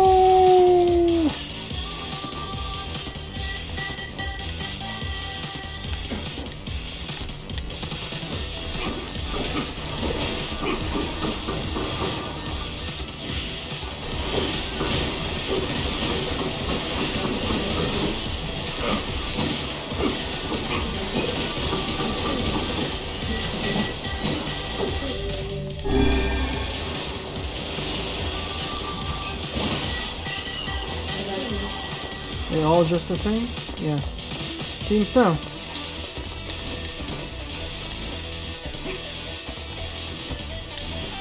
Oh, come on.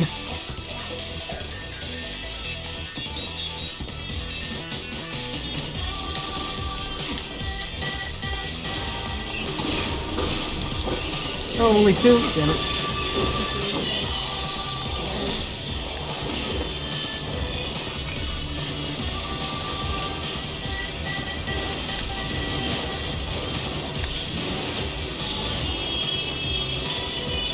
Oh, jeez. Okay. Oh, come on! Why did that happen?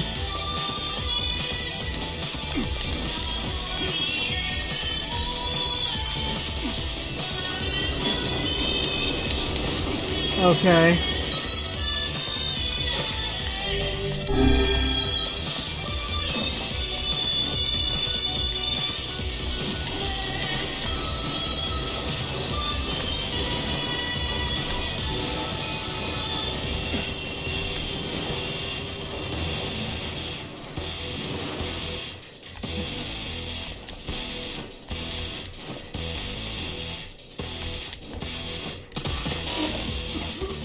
Okay.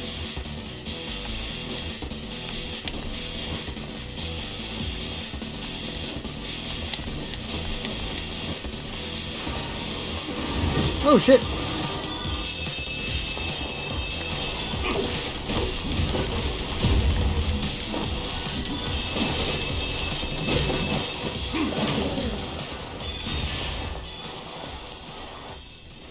All right.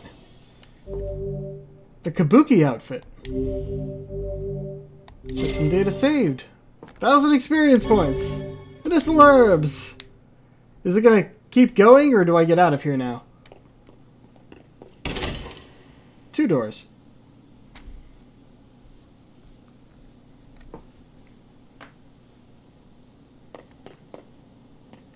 Do I... Hold on. First off, I think...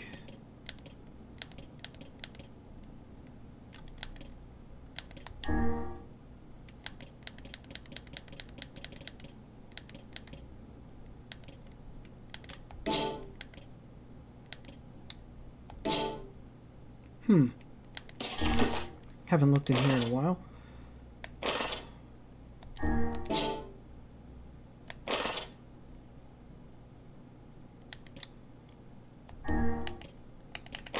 Oops. Hit a button by accident. That's Ancient Overlord, huh? And I certainly have enough to upgrade at least level 2. Fool's Embrace I just got. Looks real weird. It's a hook. It's powerful. And I have the Damascus Steel I need for that upgrade. Oh. Yeah. I looked at you.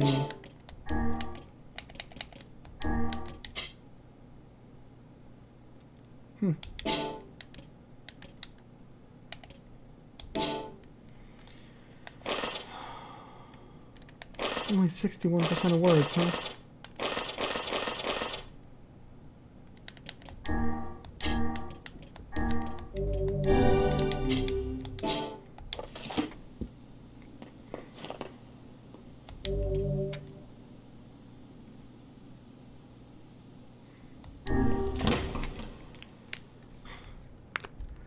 I guess maybe going through the door I came out of would have led to, out of here.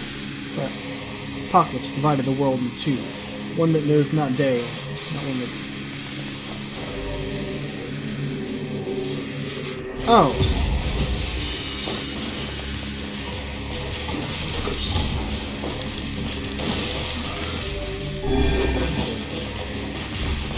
No magic in here. So they're doing one of these, huh?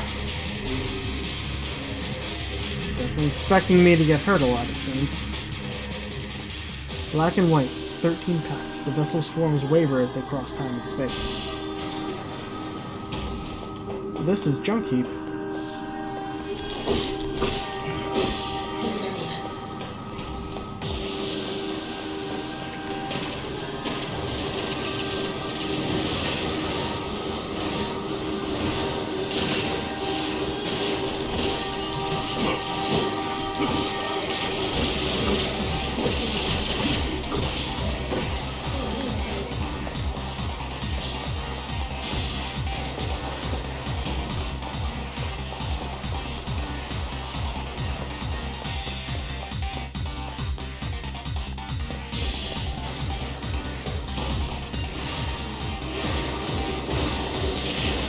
This is really like the best ability when you get into a fucking bullet storm room like this.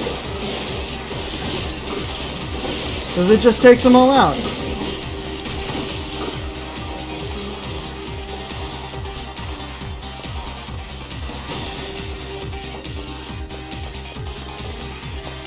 Is that it?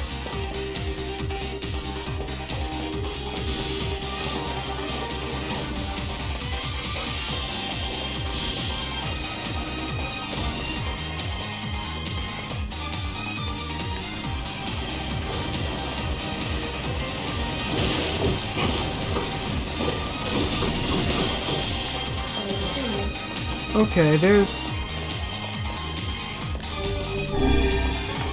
a number of rooms. I don't know if we're just supposed to go through or defeat everything.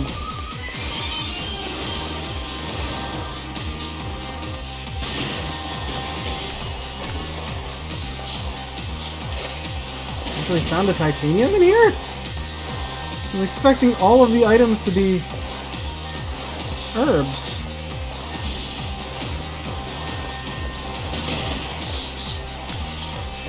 Can't go in there. I only hit you once. In there. Can go in here. It seems we have been shut in.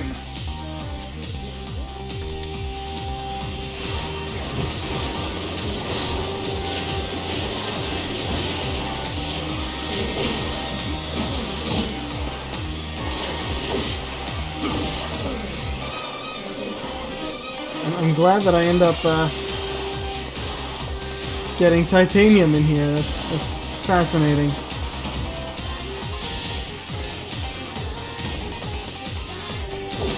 Yeah, this is like a remix. It seems we have been shut in.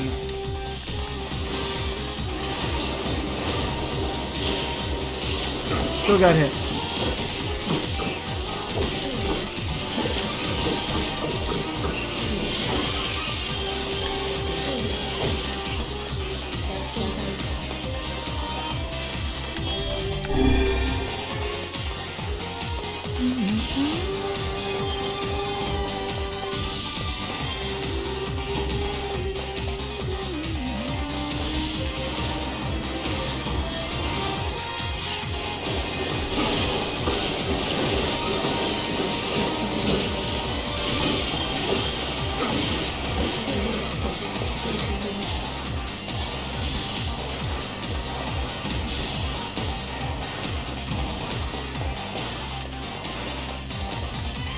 It seems we have been shut in.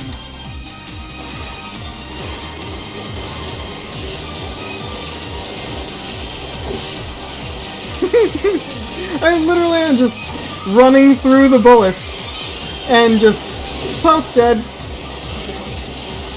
Poke dead. Oh geez, okay, those are stronger ones.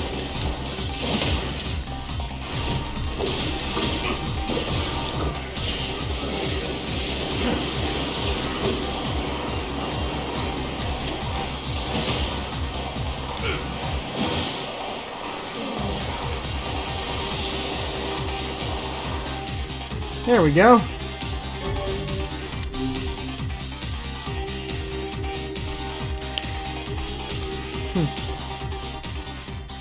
Song of Man has been drowned out. In its place, the scream of something inhuman. Oh dear.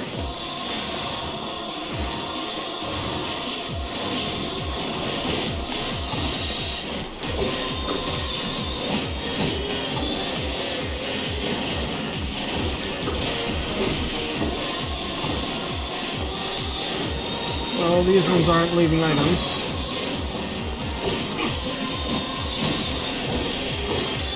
But they are still exploding.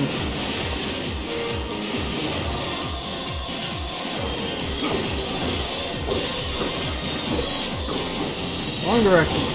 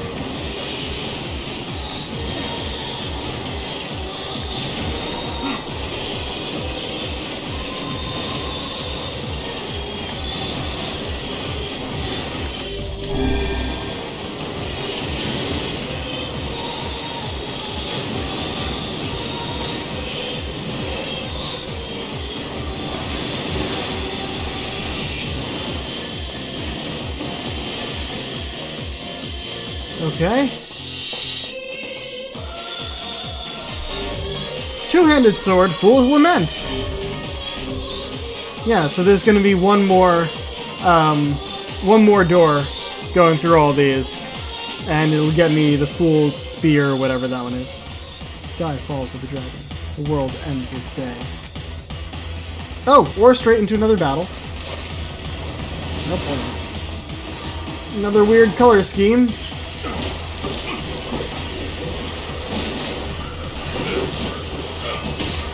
Oh, is this?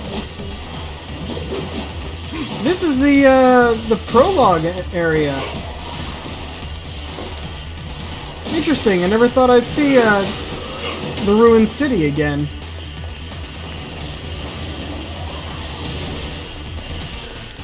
Nope, can't stab him. All right.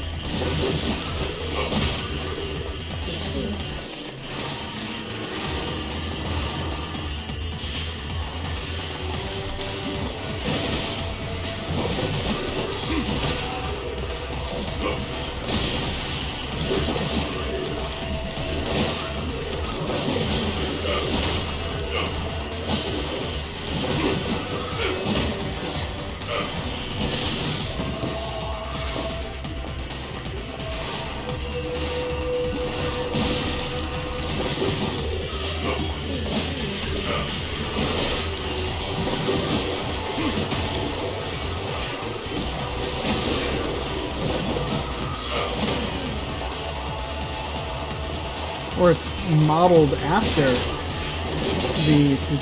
Okay. You're new.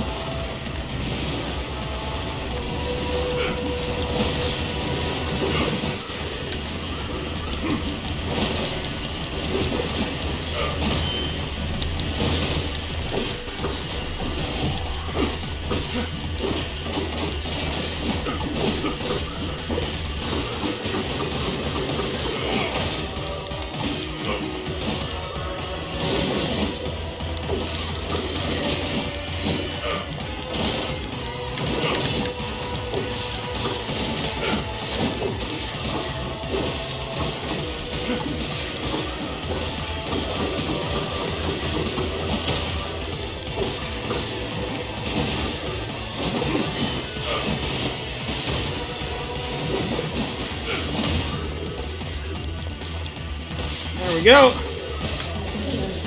Woo!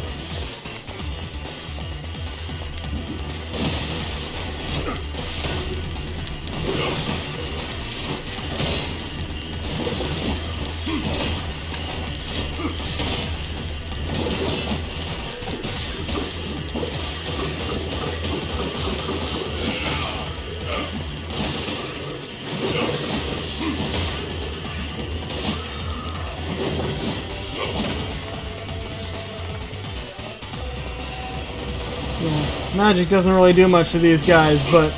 Whoa!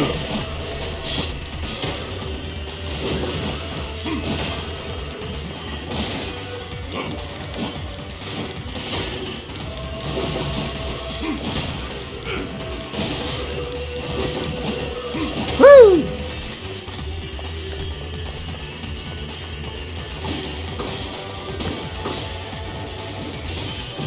Oh, broke my guard, huh?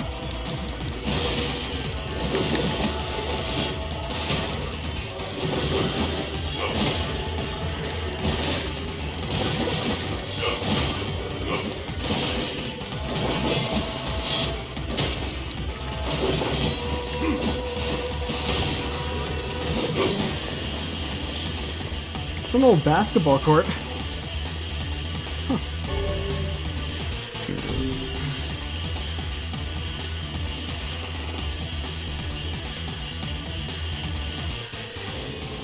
A puppet priest collects the cursed prayers and polishes the vessel. Whoa! Wait, what? What are we doing? Am I gonna be shooting things while sitting on here? I'm okay with that.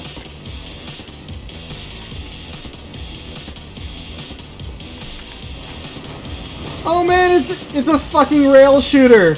But first person this time!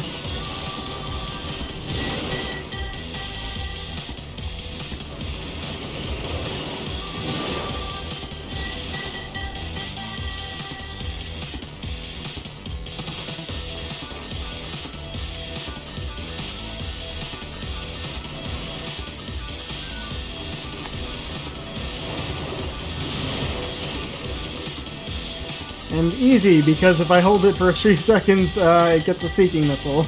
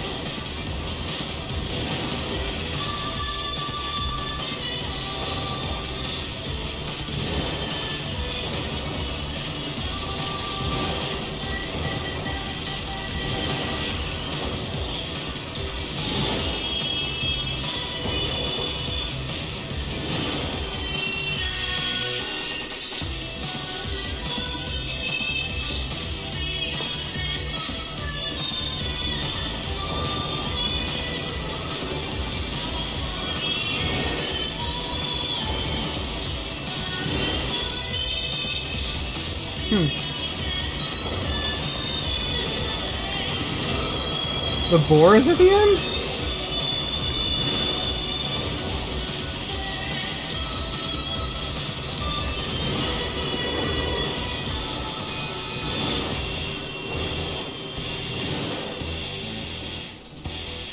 Well, maybe not the end. We haven't done the full circuit. Is by the material shop, I guess.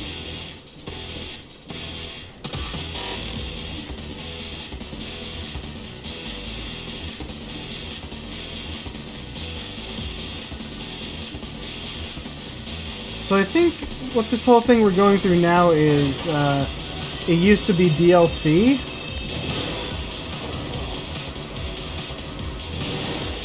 Which is what got these fool's weapons.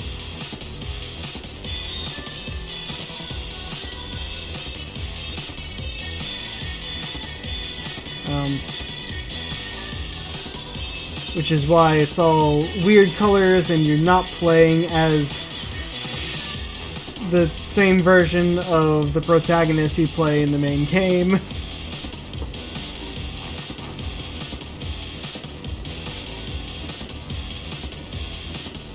Oh, that's interesting.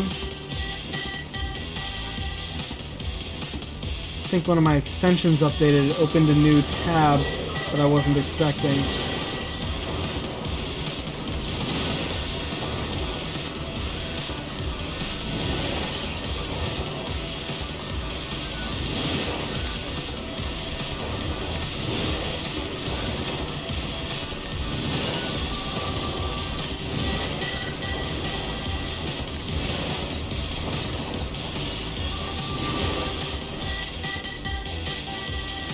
Okay. I think we've reached the end. That's where we started, right?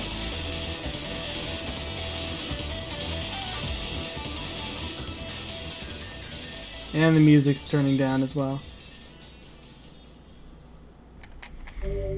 The samurai outfit. System data saved. 4,000 experience points. 10,000 gold. Like, I could leave now, probably. But yeah, I feel like I should finish this. That should be the last door. Because it looks like, yeah, it lines up with the center there, 1, 2, and 3. Let's do it! Sense something terribly sinister beyond this door. It may be difficult to endure what awaits on the other side unless your soul is at least level 33. Want to open the door? Let's no, just to check. I think I am though. I'm level 32. Yeah, I'll wait.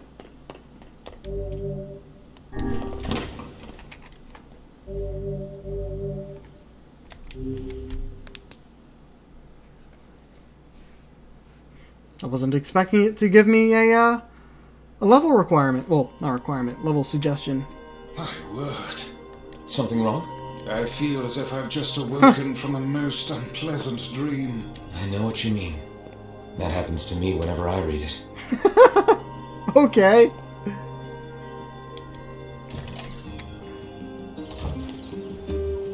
Hey look, the flowers grew. but guess what? I found out how to get the fucking seeds. I need to let them die. And by the looks of it, I'll get 3 of them. 3 indigo this time around. Okay, first of all, I think yeah, first is Fool's Lament. Oh, that looks cool. And its base power is 40 or 400. Oh, Damascus Steel I think is specifically for the Fool's weapons. 730? Jeez. Yeah, it'll be better than this, I think, but it's very heavy. Ugh. Well, I'll still be able to upgrade everything. Let's grab this item and then actually save.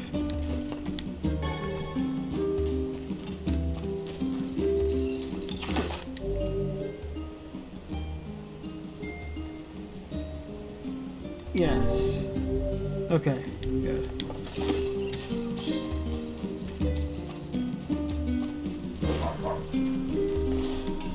Hey, Oh, hi. I kinda thought you'd never talk to us again. I understand you're doing this for the village, and that you don't have a choice. Pretty much, yeah. But look, why don't you go talk to Popola? I think she wanted to discuss the Shadow Lord with you. I'm headed there next. Oh, and Devila, Yeah? sorry about yesterday. I shouldn't have lost my temper like that. You don't need to apologize. Anyone would be upset when their friends are hurting. Let Emil and Kaine know that we're sorry, alright? All right. Okay. Well, before I go to Popola, I'm going to check the town. Just in case, you know? I worked it out. The 2 boys are going to stay with Popola. Shop here. Yeah, I don't think anyone's I know, stock it's is a going hard- to change, but I'm checking anyway. Yeah, you have food My seeds. husband keeps nagging. Thanks for coming.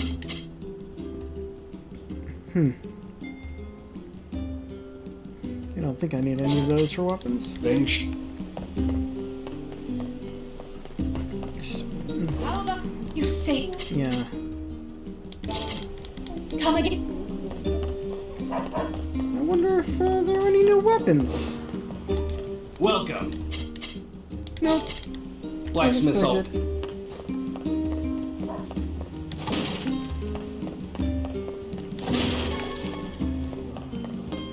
If only our harvests weren't so poorly.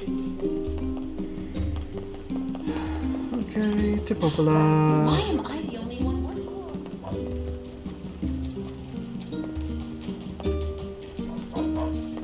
Yep. Oh, chicken egg.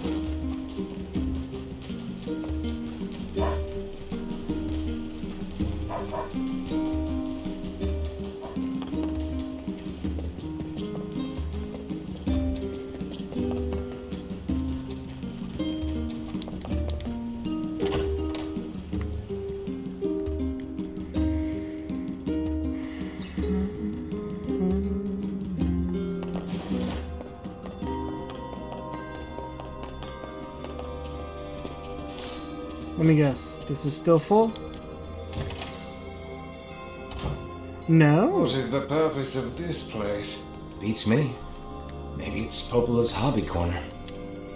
Okay, so all the future bosses need to come back here. Yet they still have the reaction of the first time we ever walk in there.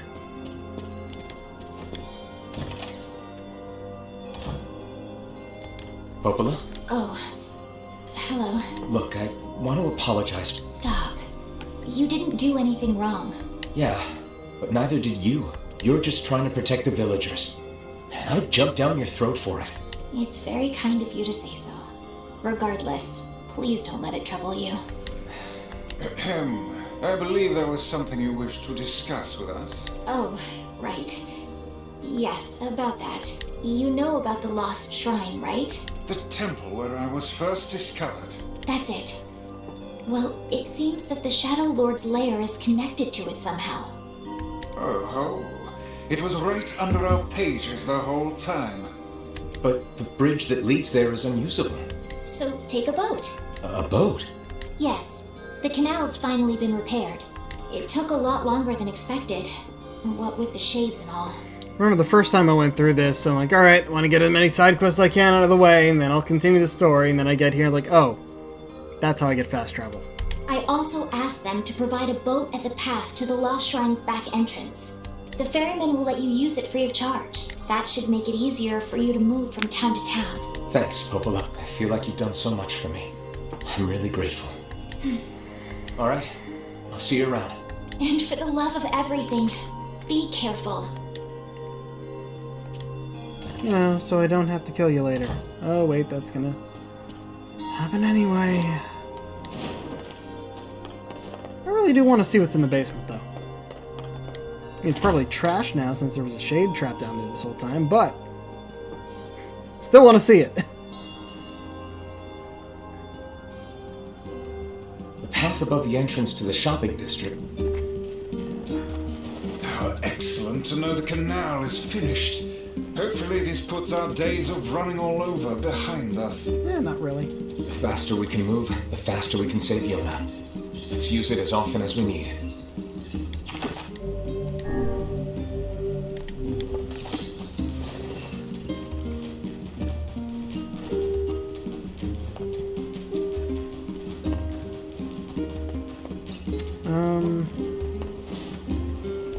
Hold on, I'm thinking for a second.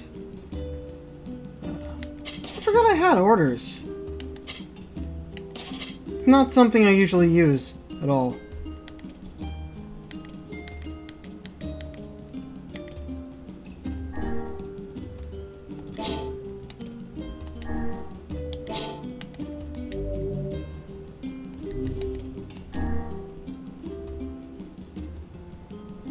Oh. So it no longer mutes itself when I change the window. Ah, change music only... Yeah. Change the game's background music to tracks from NieR Automata. Can only be changed on the title screen. Yeah, I was wondering where that, along with the costume one, is.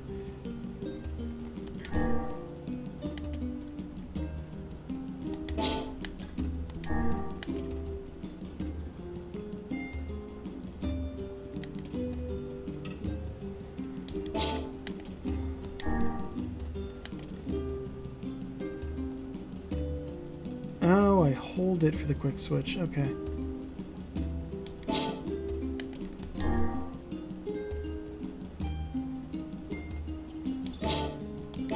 Alright, so I don't know where the costumes are. If they're at my house, probably not, but I can check. These are still the best ones to have there. I have 90% of weapons now. Hold on.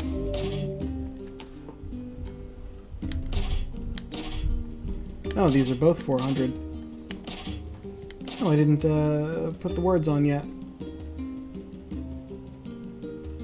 Yeah, but very heavy. I'm curious though, how does it look? It doesn't feel quite so slow as the other one.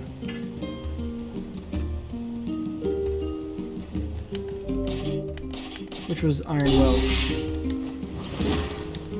Yeah, that feels a lot slower.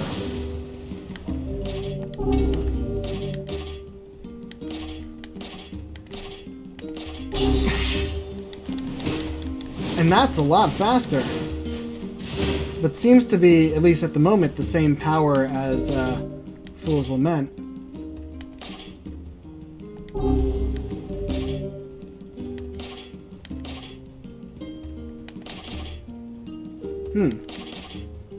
Fool's Embrace is a very heavy one-hander, and yet real fast.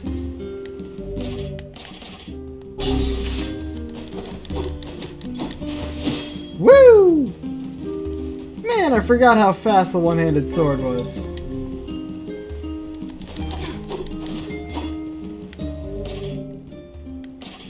didn't get the full spear yet.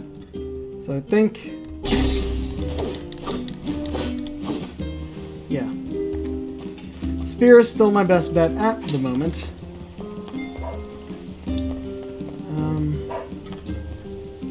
Right, so next thing is to go to the Lost Shrine. However, I need to go to Facade to get that quest, that side quest, for the pink seeds. And I also want to go to the junk heap. Yeah, let's go to Facade first. And it's a better idea to walk the Facade from here because the boat doesn't really take me much closer at all. However, I might take that boat back to the northern fields to go to the junk heap.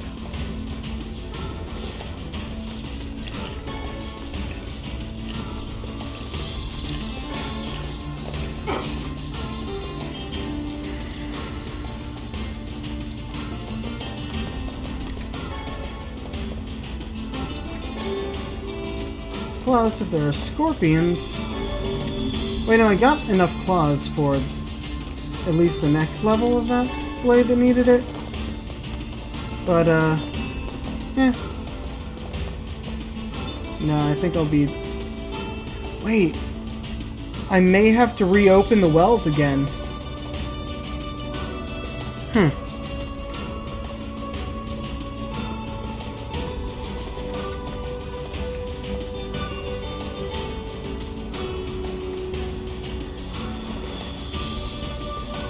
Nope, wells are open.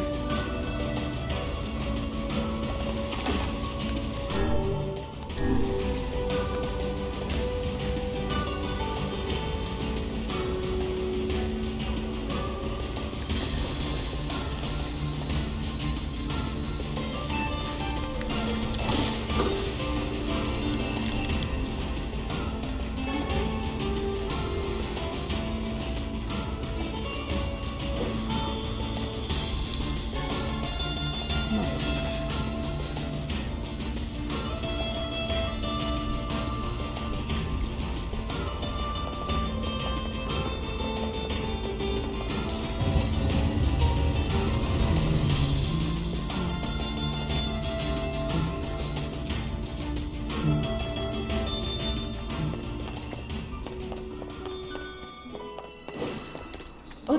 Sure. If I can try.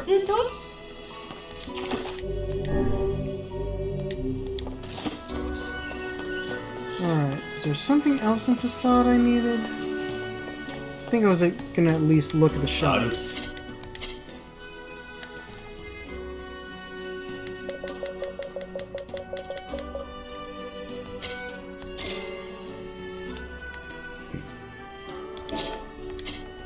Ura.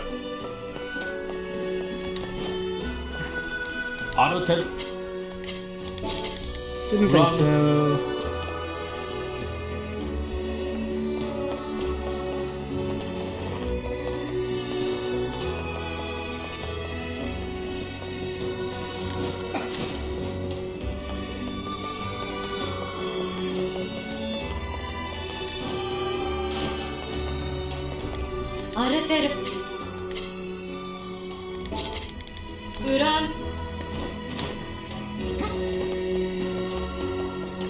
We'll go that way in a second, but first of all, let's take a look there.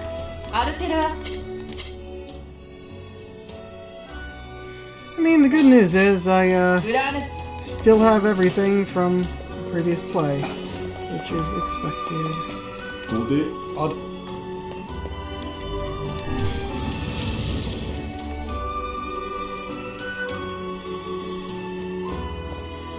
It was interesting that they never actually gave the king a name, they just call him King.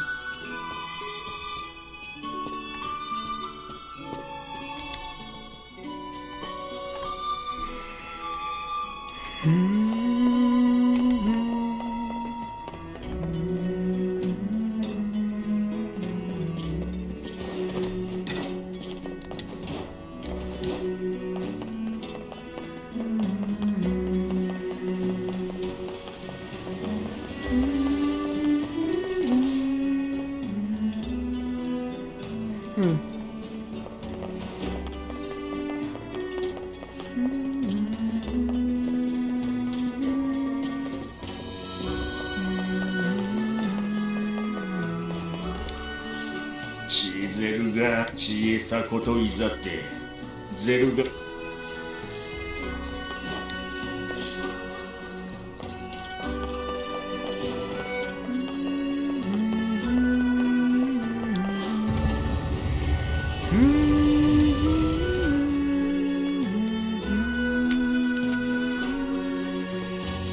It's hard to believe there are plants that can grow in this desert.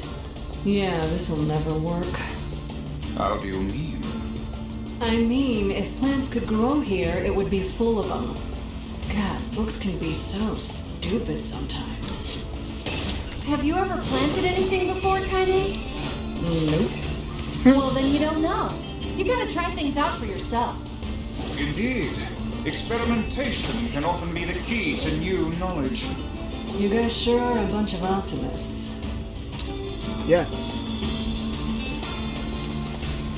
Optimism is always a good choice.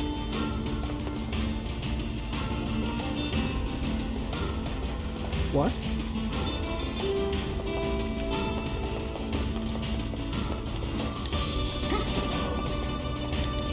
Hey! That red bag. Hey. Sure has. I've been in charge. Apparently I did a pretty good job. Oh, yeah. Thanks. Still, anyway. Yeah. Northern Plains first so I can go to Junk Heap and upgrade some weapons. And I might, I'm gonna look at the weapon upgrades first before I decide to dive into the, Junk Heap.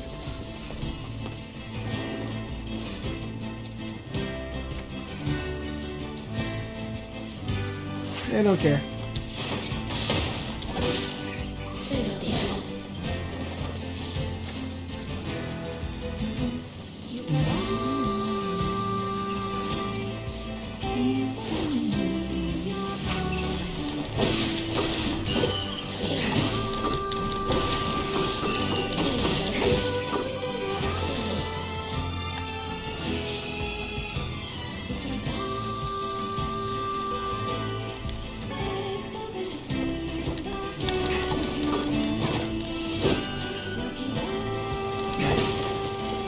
Right on the box.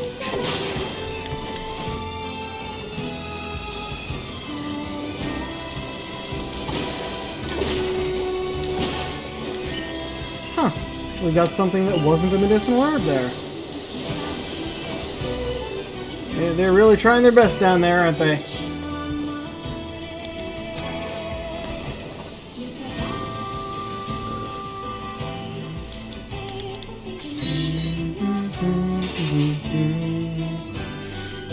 Guess what? He's a king! I wish I had some friends.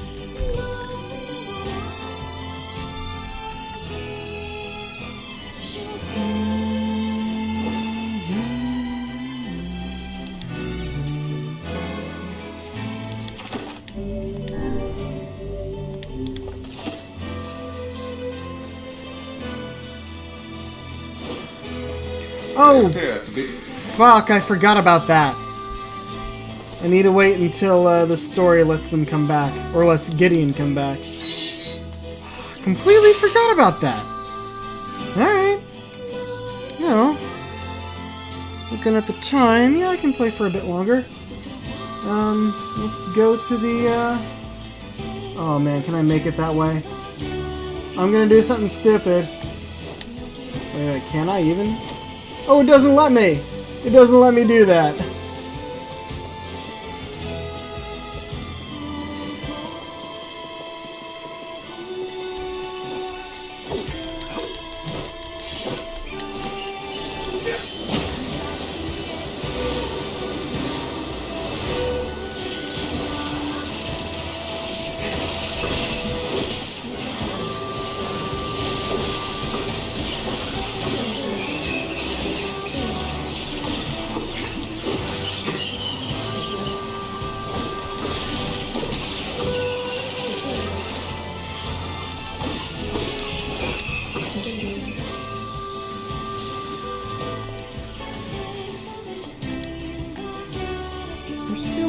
Here you are.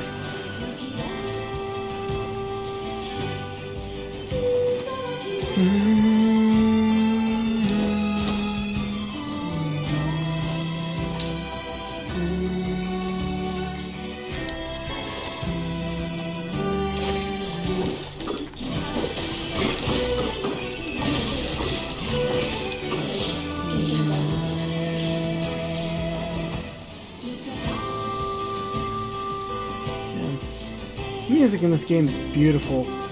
But next time, I think I am going to swap it out for NieR Automata's, because that's also beautiful music.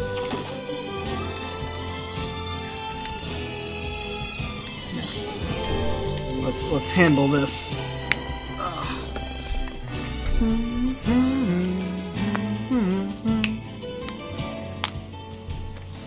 The Lost Shrine's up ahead, just past this cave. As well as the Shadow Lord's castle. Let us make Technically. haste. But not yet.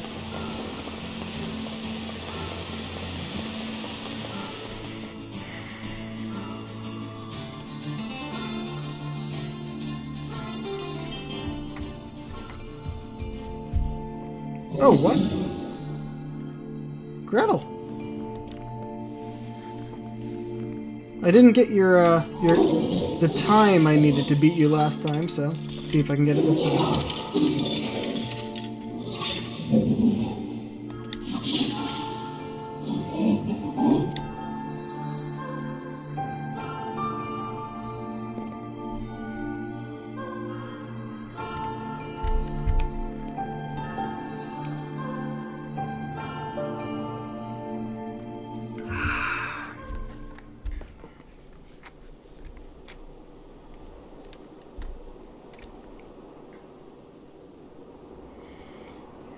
The fact that they're giving us these little interstitial cutscenes is real nice.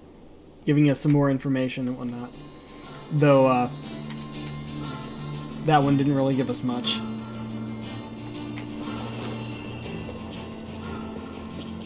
Yeah, how would one get to the castle from the top of this?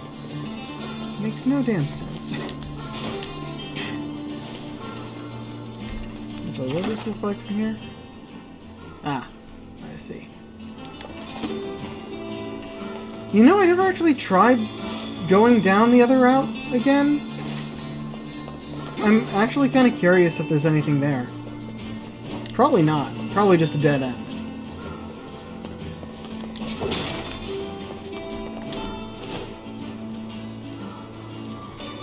But at one point I'll try it. Probably not too soon.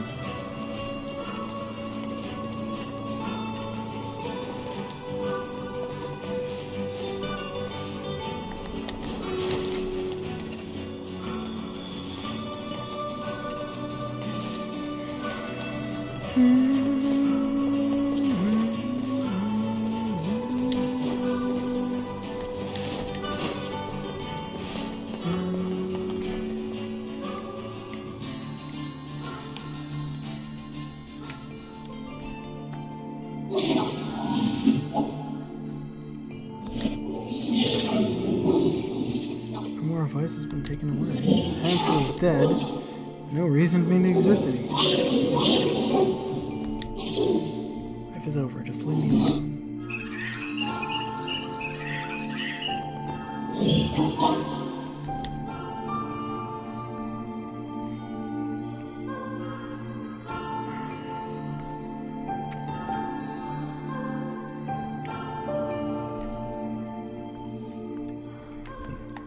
Ain't you excited, sunshine? We finally get to bathe in blood. I was right! I want to kill so bad I can barely stand it. You hear how fucking similar that was to the voice I chose? Holy shit!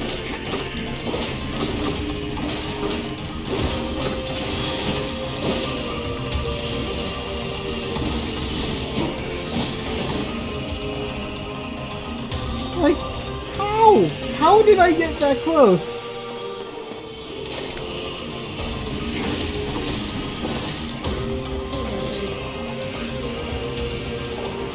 Hopefully it didn't just sound that way to me, like how similar mine and that and the real one was.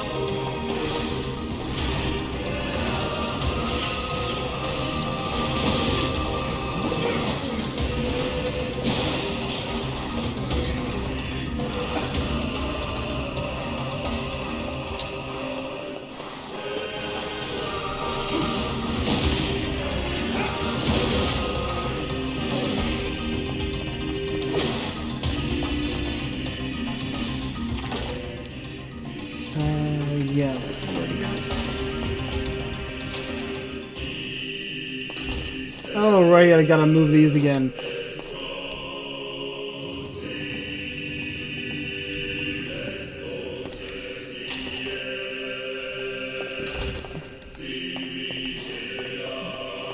Oh, I can't move that one.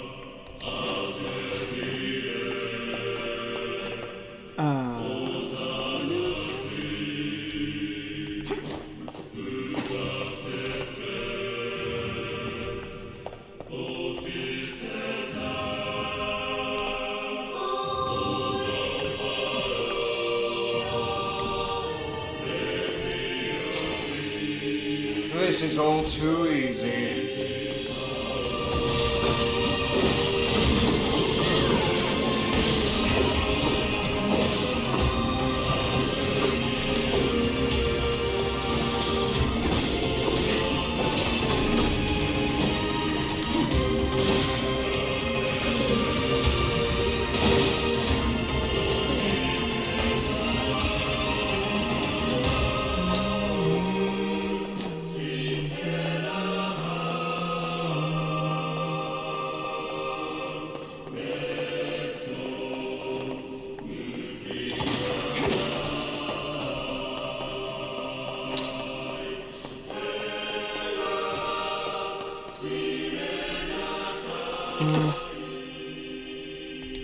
Right, that was for those 2 rooms there were for a side quest.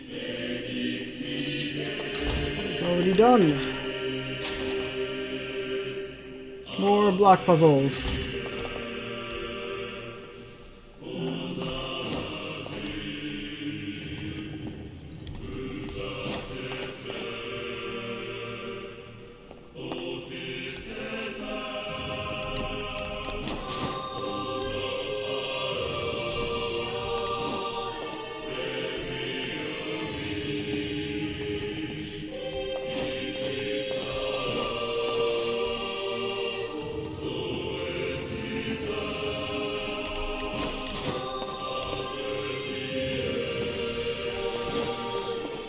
Nope. Nope. Got ahead of myself.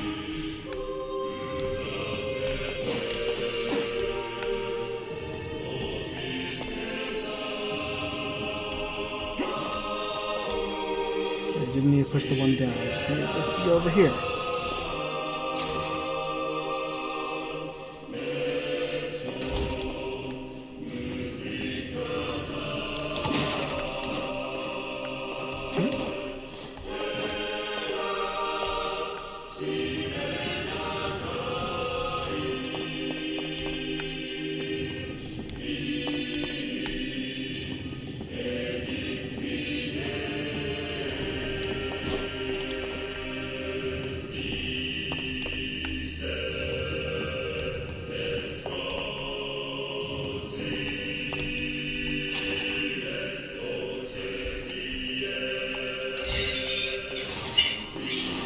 Shade. Turn back. What's with these guys? Certainly not your garden variety, Shades. Their bodies aren't fully functional. Say, I've heard of this. A cursed area where incomplete shades gather.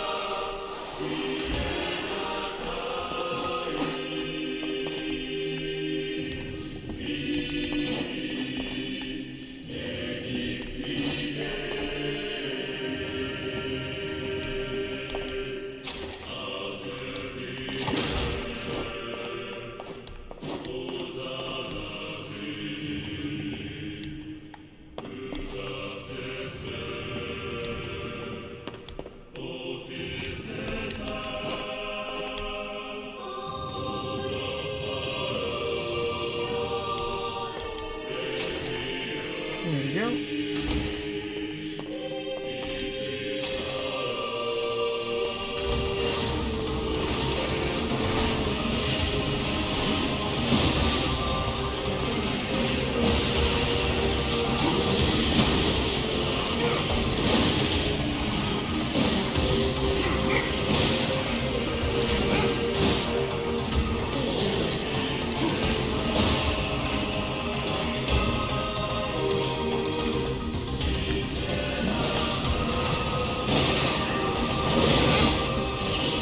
Do.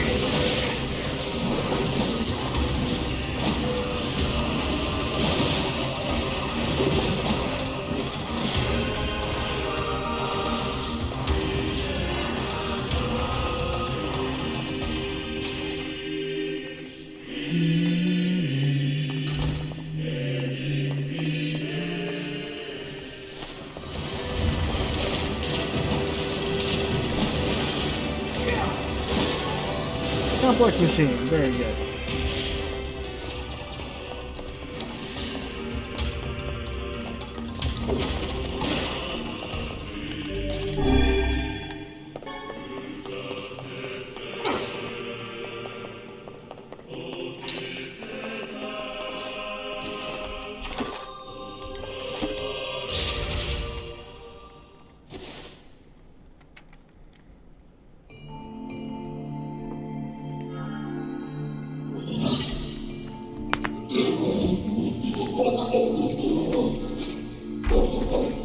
All because you went Gestalt before the change was complete?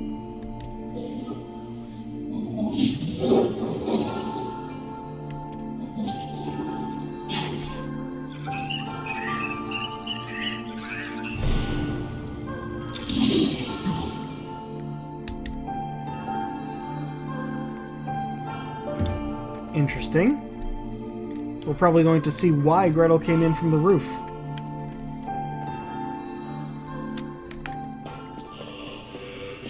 Kaine, Emil, look, from now on, I'm going to sleep outside with you. Why? I can't accept that you aren't allowed in the village. It's stupid. So you're staging a protest? Fun! Don't waste your time. But it just feels wrong. Well, that's really nice of you, but you still don't have to stay out here with us. Emil. You got a super important mission. You can't sleep out in the rain. What if you catch a cold? Besides, I like camping with Kaine. Sometimes we sit around the fire and tell stories, or roast... Emil, that's enough. I got a fucking image to maintain.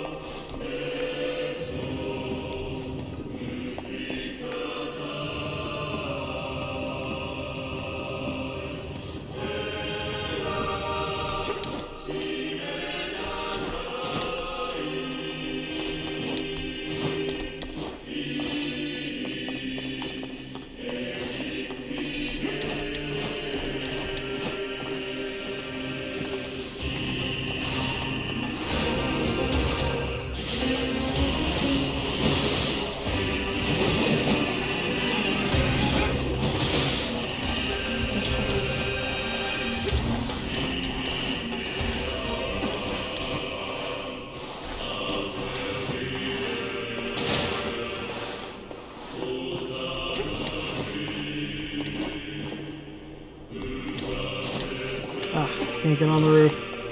I was hoping.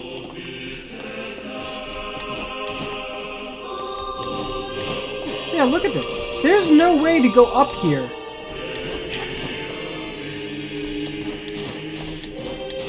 The Shadow Lord's castle makes no damn sense.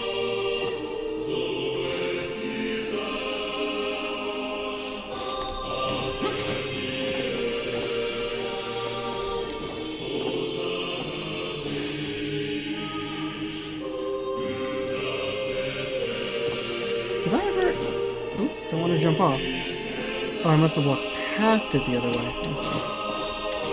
We seem to be surrounded by a mob of helpless puppies. Just kick him aside.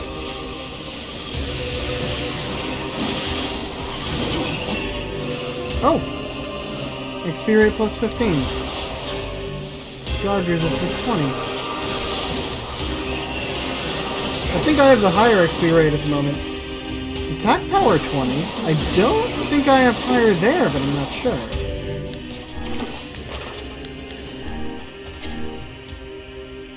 Ooh. Yep. Pahil to Pahol! And yeah, I have a higher experience rate.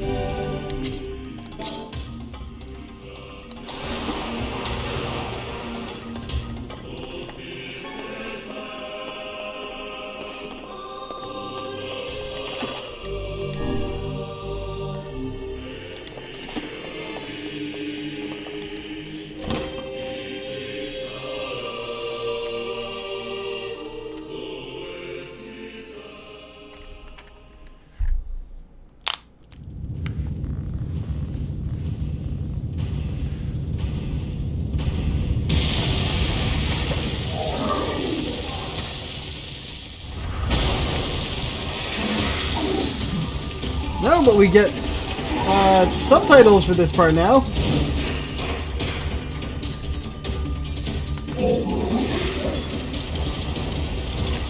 What's going on? There's dozens of them!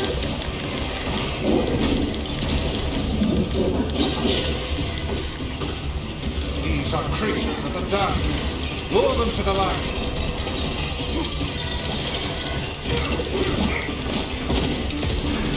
Pathetic to the end, I see. Aim for that statue. It's the leader.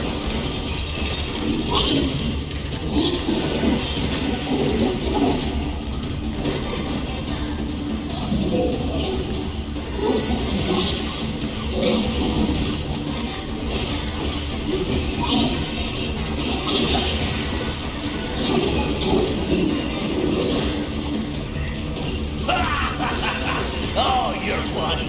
I'm gonna start crying. I still can't believe I chose such an accurate voice for him. Foolish creatures. You cannot hope to best me. These little bastards just keep coming! These creatures cannot abide the sun. Lure them into the light.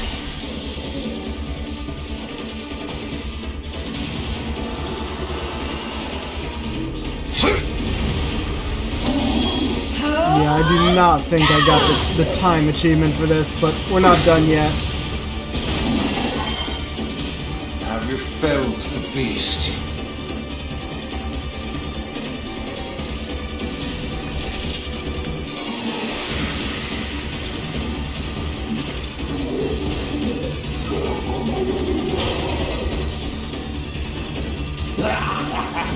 This is one stubborn son of a bitch.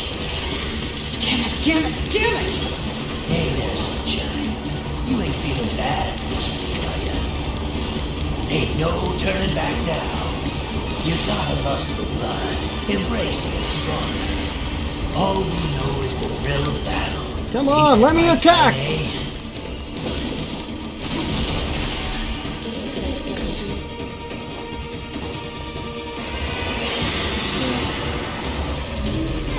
And we definitely needed Tyrion to say something here.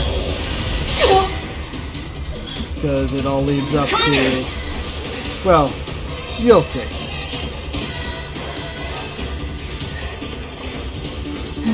Ow. Oh, you're kidding me!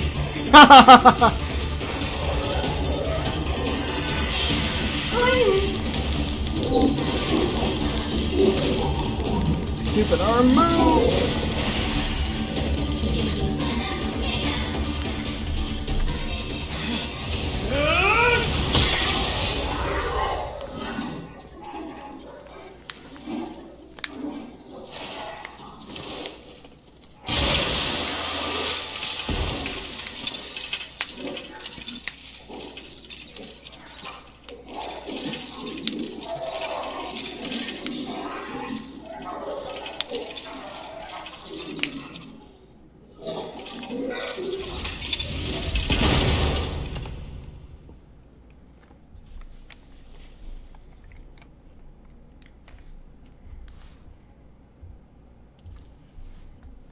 Kaine!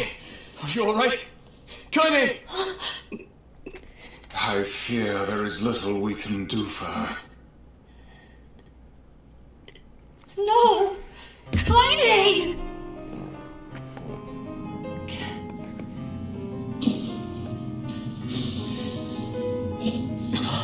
What is happening? It's all over for you, sunshine. Kaine! Kaine!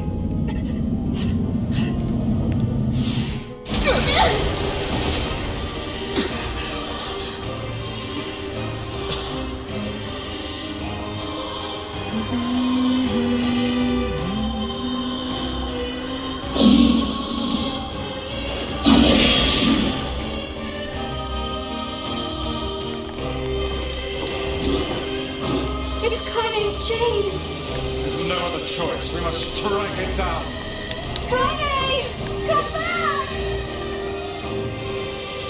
Come on. Your health's all the way down.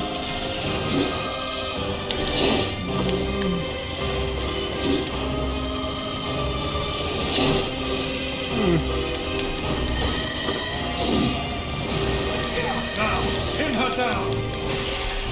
There we go. Need to jump up and hit her down. Kaine! Kaine! Kaine! I couldn't hold it back. I can't be with... We're always going to be together, Kaine. If you transform again, we'll just stop it again.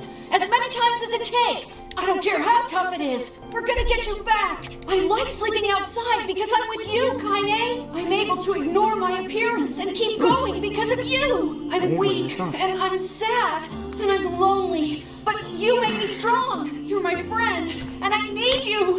So don't you dare leave me. All right. Stop crying. And thanks. I'm all right.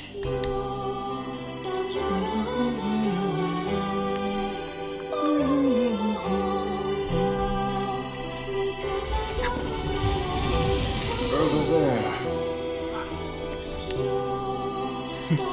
I see. So it opened the first door, but then put a barrier up, to which we need the key. Turn this side. I'm trying to find you, but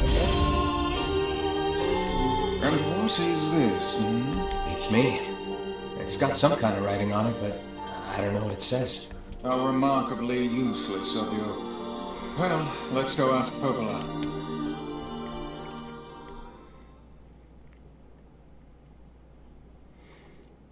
yeah, my Switch just started buzzing, which means it's a Tuesday and I forgot. Can you determine its meaning? I think this is the key to unlocking the Shadow Lord's castle. Here, take a look at this. I wrote down all the words I can understand. This fragment is called the Stone Guardian. Given that you found it in the Lost Shrine, the words must mean something. There are spaces here for 4 other fragments as well. Sacrifice, the Law of Robotics, the Memory Tree, Loyal Cerberus. The Law of Robotics probably refers to the Junk Heap, and the Memory Tree might be the Forest of Myth. But as for Sacrifice and Loyal Cerberus, I don't have The a clue. Airy and the wolves in the desert. Not a problem. If we want to fill in the words, we just run around the world killing every big monster we find, right? Oh, splendid. By all means, let us undertake a murderous rampage. They're just shades. Besides, it's the only way to reach the Shadow Lord. It's a dangerous task. Yeah, well, Yona's in even more danger. But how can you even be sure that she... Because she is! Right? The Junk Heap and the Forest of Myth, yeah? I'm on my way. Please be careful. Oh, and listen. About Kaine and Emil. The villagers know how much they've sacrificed, and they're thankful. It's just... they're scared, you know? People can't change overnight. I'll hurry them along the best I can. But can you please give them a little more time? I'll try.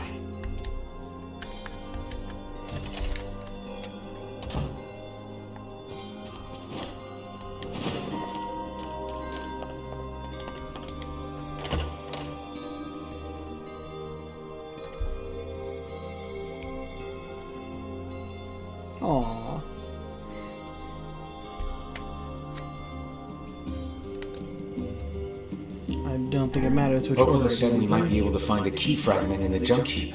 Perhaps we can find a clue at Two Brothers' weaponry.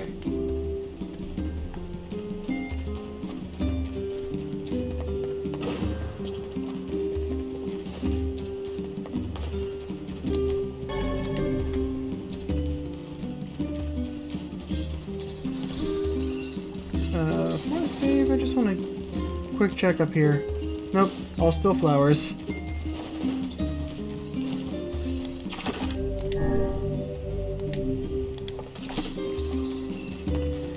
I'm gonna check one more thing before I sign off. I mean, yes, there's that, but... Maybe up here? No? Okay. Costumes must be on the home screen then.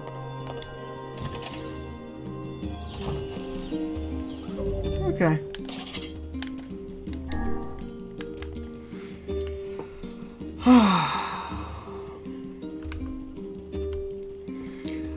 Alright, folks. That'll be it for tonight. Real interesting entrance to the second run-through. Until next time... Well, actually, let me see about a raid first.